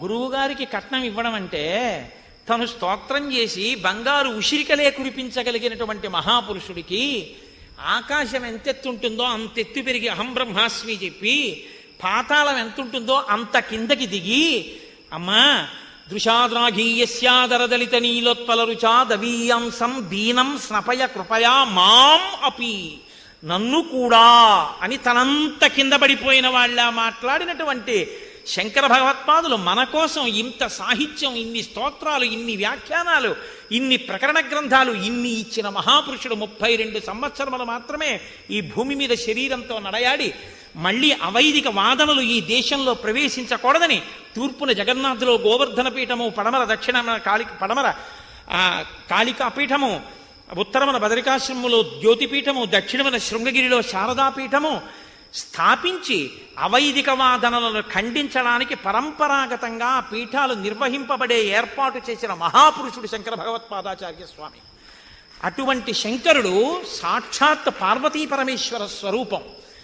పరమశివుడైతే ఒక చోట కూర్చుని దక్షిణామూర్తిగా ఆయన ఎప్పుడు ఇలా చిన్ముద్ర పట్టి తన దగ్గరికి వచ్చినటువంటి సనకసనందనాదులకు మాత్రమే జ్ఞానబోధ చేశారు. కానీ గురవే సర్వలోకానాం భిషజే భవరోగిణాం నిధయే సర్వవిద్యానాం దక్షిణామూర్తయే నమః చిత్రం వటతరోర్మూలే వృద్ధా శిష్యా గురుర్యువ గురోస్తు మౌనం వ్యాఖ్యానం శిష్యాస్తు చిన్న సంతయా. కానీ అలా మౌనముద్ర పడితే ఎవ్వరికీ అర్థం కాదని పరమశివుడు తనలో తాను రమిస్తూ ఒక చోట కూర్చుంటాడు. శక్తి ఎప్పుడూ కదులుతుంటుంది, కదిలితే శక్తి కదలకుండా తనలో తాను అంతర్ముఖుడైపోయి బ్రహ్మమును అనుభవిస్తూ నిలబడిపోయినటువంటి వాడు శివుడు. కెరటములు లేకుండా కదలిక లేని సరోవరం శివుడు, కదులుతున్న కెరటములుంటే పార్వతి. తాను భూమండలమంతా తిరుగుతూ ఆసేతు హిమాచల పర్యంతము కదలడం పార్వతీదేవి, కదులుతూ బోధ చెయ్యడం పరమశివుడు. పార్వతీ పరమేశ్వర సమాగమ స్వరూపంగా నమ కపర్దినే చ వ్యుక్త కేశాయ చ అని జటాజూటంతో ఉండే పరమశివుడు వ్యుక్త కేశాయ చ బోడిగుండుతో శంకర భగవత్పాదులుగా ఈ భారతదేశంలో నడయాడారు. అటువంటి మహాపురుషుడికి రేపు ఉదయం నమకచమకాలతో అభిషేకం జరుగుతుంది. అందున ఇది శృంగగిరి శారదాపీఠానికి ప్రతిబింబ స్వరూపం. బింబము ప్రతిబింబము అభేదమైనట్టే శృంగగిరి పీఠానికి ఈ శాఖకి భేదమేం ఉండదు. అద్వైత సాంప్రదాయానికి పట్టం కట్టినటువంటి స్థానాల్లో ఒకటి ఈ శృంగేరి శారదాపీఠపు శాఖ. అటువంటి శాఖలో రేపటి రోజున శంకర భగవత్పాదులకి సక్రమంగా పూజ జరగకపోతే పీఠాలు శాఖలు ఊడిపోయినట్టే. నేను నిస్సంకోచంగా అందులో మళ్ళీ మొహమాటం లేకుండా చెప్పేస్తాను. ఉన్నది ఎందుకు ఇటువంటి పీఠాలు, ఇటువంటి శాఖలు? మొదట శంకరాచార్యులు వారి పూజ చేయడానికి. శంకరుల పూజ చేయకపోతే, శంకరులకి ముందు సరిగ్గా ఇక్కడ కార్యం జరగకపోతే మిగిలినవి ఎన్ని జరిగినా, ఎంత హెచ్చవేత వేసినా చివర సున్న పెట్టి హెచ్చ వేసినట్టే. ఎంత పెట్టి హెచ్చ వేసినా చివర సున్న పెట్టి హెచ్చ వేస్తే సున్నే వస్తుంది. శంకరులకి మనం చేసేది ఒక్క శంకర జయంతి. ఆయనేం మన్ని 365 రోజులు ఉత్సవాలు అడగలేదు. ఒక్క శంకర జయంతి నాడు ఆ పెద్దలు నిర్ణయం ఏం చేశారంటే గురు కట్నం ఇమ్మని చెప్పారు. 116. 116 అంటే డబ్బులు అనుకుంటున్నారేమో, డబ్బులు కాదు. అష్టోత్తరం ప్రతి వాళ్ళు శంకరాచార్యుల వారి ముందు కూర్చుని నామం చెప్పాలి.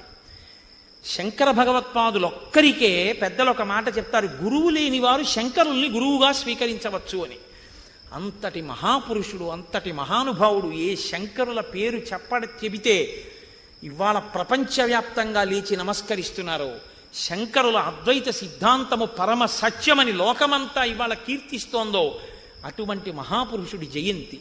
మనందరం రేపు వచ్చి కూర్చుంటే గొప్ప సంస్కృత పండితులు అనంతపూర్లో సంస్కృతాన్ని ప్రొఫెసర్ ర్యాంక్లో చాలా కాలం బోధ చేసినటువంటి విశ్రాంత ఆచార్యులు, మహాభక్తి తత్పరులు బ్రహ్మశ్రీ శలాక రఘునాథ శర్మ గారు ఇక్కడికి వచ్చి 4 రోజుల నుంచి శంకర విజయాల్ని పారాయణ చేస్తున్నారు. శంకర విజయాల్ని పారాయణ చేసి శంకరాచార్యుల వారిని 4 రోజులుగా సేవిస్తున్నటువంటి అత్యంత వినయం కలిగినటువంటి మహాపండితుడైన అటువంటి వారు రేపు చక్కగా పొద్దున్న అభిషేకం జరగగానే కూర్చుని అటువంటి పెద్దల యొక్క నోటితో పలకగలగడం మన అదృష్టం. వారు రేపు 116 నామములు చెప్తారు. ఆ 116 నామములు మనం తిరిగి చెప్పడమే శంకరాచార్యుల వారికి ఇచ్చేటటువంటి కట్నం. తప్ప మనం ఏం 116 కాదు, చిల్లి గవ్వ ఆయనకి ఇవ్వక్కర్లేదు. అయితే మీరు ఇందాక 108 ఉంటాయి, 1000 ఉంటాయి, 116 ఎక్కడి నుంచి ఉంటాయి అన్నారు కదా. మరి 116 ఎక్కడుంటాయి? శంకరాచార్యుల వారికైనా అష్టోత్తరమేగా ఉంటుంది. మరి మిగిలిన 8 నామములు ఎక్కడి నుంచి వస్తాయి అంటే దీన్ని కూడా పెద్దలు నిర్ణయం చేశారు. శంకరాచార్య స్వామి వారి అష్టోత్తరం చెప్పి 8 నామములు పరమశివుని యొక్క అష్టమూర్తులకు సంబంధించినవి ఉన్నాయి. ఓం భవాయ దేవాయ నమః, ఓం శర్వాయ దేవాయ నమః అని, ఓం ఈశానాయ దేవాయ నమః, ఓం పశుపతయే దేవాయ నమః అంటూ, ఓం ఉగ్రాయ దేవాయ నమః, ఓం రుద్రాయ దేవాయ నమః, ఓం భీమాయ దేవాయ నమః, ఓం మహతే దేవాయ నమః అని 8 నామాలు. ఈ 8 నామాల్ని శంకరాచార్యులు వారి అష్టోత్తరం దగ్గర కలుపుతారు. కలిపితే 116 అవుతాయి. ఈ 116 నామాల్ని రేపు శంకరాచార్యులు వారి దగ్గర కూర్చుని చెప్పాలి అందరూ తప్పకుండా. కాబట్టి ఇది చెప్తే మనం మన గురువు గారిని గౌరవించుకున్నట్టు, ఇటువంటి పీఠాలు తను చెయ్యవలసిన కర్తవ్యాన్ని నిర్వహించినట్టు. కాబట్టి రేపు ఉదయం ఖచ్చితంగా 6 గంటలకి అభిషేకం ప్రారంభం అవుతుంది. దేనికైనా కాలం అంటే కాలమే, అలా పాటించవలసి ఉంటుంది. ఖచ్చితంగా 6 గంటలకు అభిషేకం ప్రారంభమవుతుంది.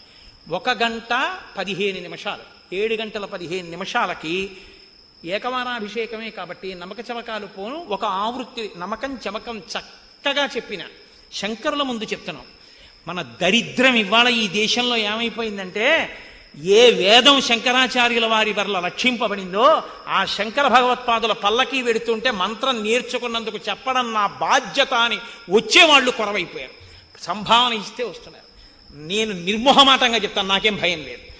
శంకరాచార్యుల వారి పల్లకి ముందు ప్రతివాడు నడిచి తను నేర్చుకున్న మంత్రం చెప్పాలి. రేపు నీకేమీ రాకపోతే ఆయన జయంతి నాడు ప్రారంభమైన ఆయన జయ పరంపర వల్ల నువ్వు ఇవాళ వేదాన్ని చదువుకోగలిగావు. ఒక్క మాట చెప్పాలి, జయ జయ శంకర హర హర శంకర. మేము కాకినాడ పట్టణంలో, నేను ఇవాళ అక్కడ లేకపోయాను కానీ ఇవాళ సాయంకాలం కూడా పాపం నాకు ఫోన్ చేసి చెప్పారు, ఉంటే 5 రోజులు మేము శంకరాచార్యుల వారి మీద ఉపన్యాసాలు చెప్పుకుని చక్కగా రాత్రి అయ్యేటప్పటికి ప్రతిరోజు తోటకాష్టకంతో నమస్కారం చేస్తాం.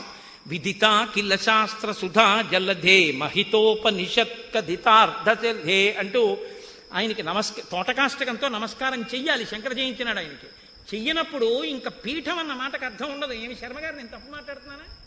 లేదు కదా. తోటకాష్టకంతో మనం నమస్కారం చెయ్యాలి, అది మన కర్తవ్యం.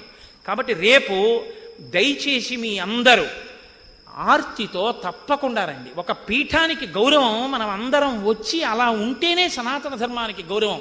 మన గురువుని మనం గౌరవించుకోవాలి. రేపు 6 గంటలకి ప్రారంభమై 7 గంటల 15, 7 గంటల 30 నిమిషాల మధ్యలో అభిషేకం పూర్తయిపోతుంది. పూర్తయిపోగానే ఒక్కసారి స్వామిని ప్లోతవస్త్రం పెట్టి తుడిచి లఘువుగా అలంకారం చేసి ఆయనకప్పుడు నామాలతో రాత్రి 1,00,000 మల్లికార్చన జరుగుతుంది. పొద్దున్న 116 నామాలు బ్రహ్మశ్రీ రఘునాథ శర్మ గారు చక్కగా మనతో చెప్పిస్తారు.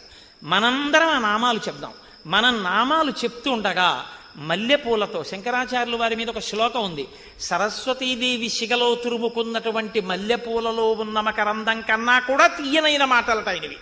కాబట్టి రేపు ఆ మల్లెపూలతో మారేడు దళాలతో శంకర భగవత్పాదులకి పూజ జరుగుతుంటే మనందరం కూడా ఆ నామాలు చెప్దాం. ఎంతసేపు పడుతుందండి? 116 నామాలు చెప్పడం అంటే ఒక 20 నిమిషాలు పడుతుంది.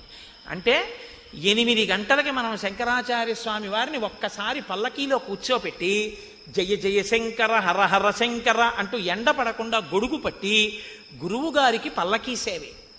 ఎప్పుడూ కూడా గురువుగారు పల్లకీలోనే కూర్చుంటారు. గురువుగారికి చెయ్యగలిగిన శుశ్రూష, కాయిక కైంకర్యం, ఆయన కాళ్ళు పట్టడం, ఆయన పల్లకీ మోయడం.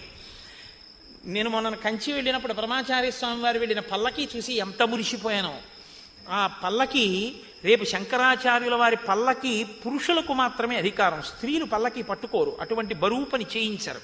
కానీ వారు జయ జయ శంకర హర హర శంకర అంటూ ముందు నడవచ్చు. జగద్గురువుల పల్లకీ పట్టుకుంటున్నాం కాబట్టి పల్లకీ పట్టుకునేటప్పుడు మర్యాద ఏమిటంటే చొక్కా బనీను విప్పేసి పల్లకీ పట్టుకుంటాం.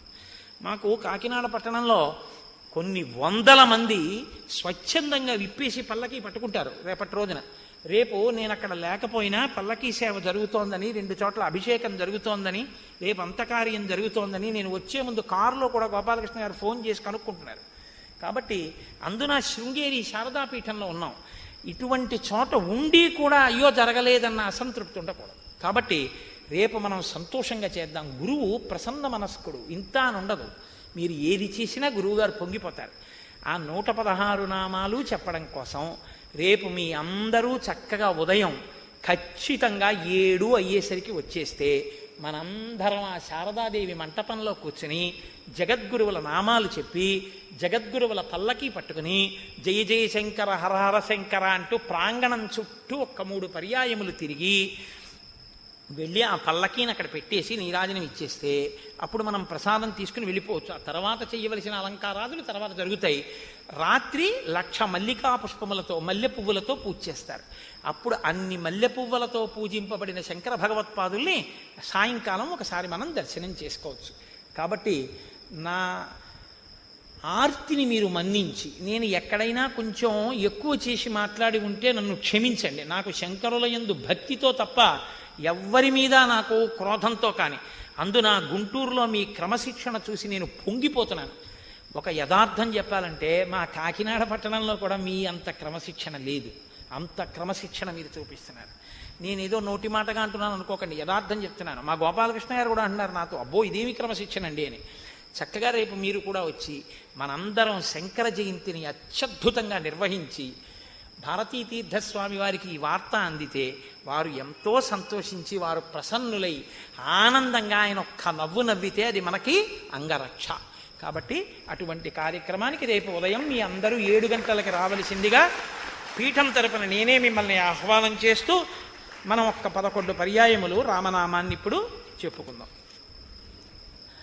శ్రీరామనామము రామనామము రమ్యమైనది రామనామము, రామనామము రమ్యమైనది రామనామము. నారదాది మహామునీంద్రులు నమ్మినది శ్రీరామనామము, రామనామము రామనామము రమ్యమైనది రామనామము. పాహి కృష్ణాయనచ ద్రౌపది పలికినది శ్రీరామనామము, రామనామము రామనామము రమ్యమైనది రామనామము. అండపిండ బ్రహ్మాండములకు ఆధారమైనది రామనామము, రామనామము రామనామము రమ్యమైనది రామనామము. గోచరంబగు జగము లోపల గోప్యమైనది రామనామము, రామనామము రామనామము రమ్యమైనది రామనామము. వాదభేదాతీతమగు వైరాగ్యమే శ్రీరామనామము, రామనామము రామనామము రమ్యమైనది రామనామము. భగవదర్పిత కర్మ పరులకు పట్టుబడు శ్రీరామనామము, రామనామము రామనామము రమ్యమైనది రామనామము. సకల జీవులలోన వెలిగే సాక్షిభూతము రామనామము, రామనామము రామనామము రమ్యమైనది రామనామము. ఆంజనేయుని వంటి భక్తులకాశ్రయము శ్రీరామనామము, రామనామము రామనామము రమ్యమైనది రామనామము. రజతగిరిపతికి నెప్పుడు రమ్యమైనది రామనామము, రామనామము రామనామము రమ్యమైనది రామనామము. పంచభూతాతీతమగు పరమాత్మతత్వము రామనామము, రామనామము రామనామము రమ్యమైనది రామనామము. చిత్తశాంతిని కలుగ చేసెడి చిత్స్వరూపము రామనామము, రామనామము రామనామము రమ్యమైనది రామనామము. దూరదృష్టియులేని వారికి దుర్లభము శ్రీరామనామము, రామనామము రామనామము రమ్యమైనది రామనామము. మంగళంబగు భక్తితో పాడిన శుభకరంబగు శ్రీరామనామము, రామనామము రామనామము రమ్యమైనది రామనామము. మంగళాశాసనపరై మదాచార్య పురోగమై సర్వైశ్చ పూర్వైరాచార్యై సత్కృతాయాస్తు మంగళం. మంగళం కోసలేంద్రాయ మహనీయ గుణాత్మనే చక్రవర్తి తనూజాయ సర్వభౌమాయ మంగళం. ఉమాకాంతాయ కాంతాయ కామితార్థప్రదాయినే శ్రీగిరీశాయ దేవాయ మల్లినాథాయ మంగళం. కరచరణకృతం వా కర్మ వాక్కాయజం వా శ్రవణనైనజం వా మానసం వాపరాధం విహితమవిహితం వా సర్వమేత్తక్షమస్వ. శివ శివ కరుణాబ్ధే శ్రీమహాదేవ శంభో. సర్వం శ్రీ ఉమామహేశ్వర పరబ్రహ్మార్పణమస్తు. స్వస్తి.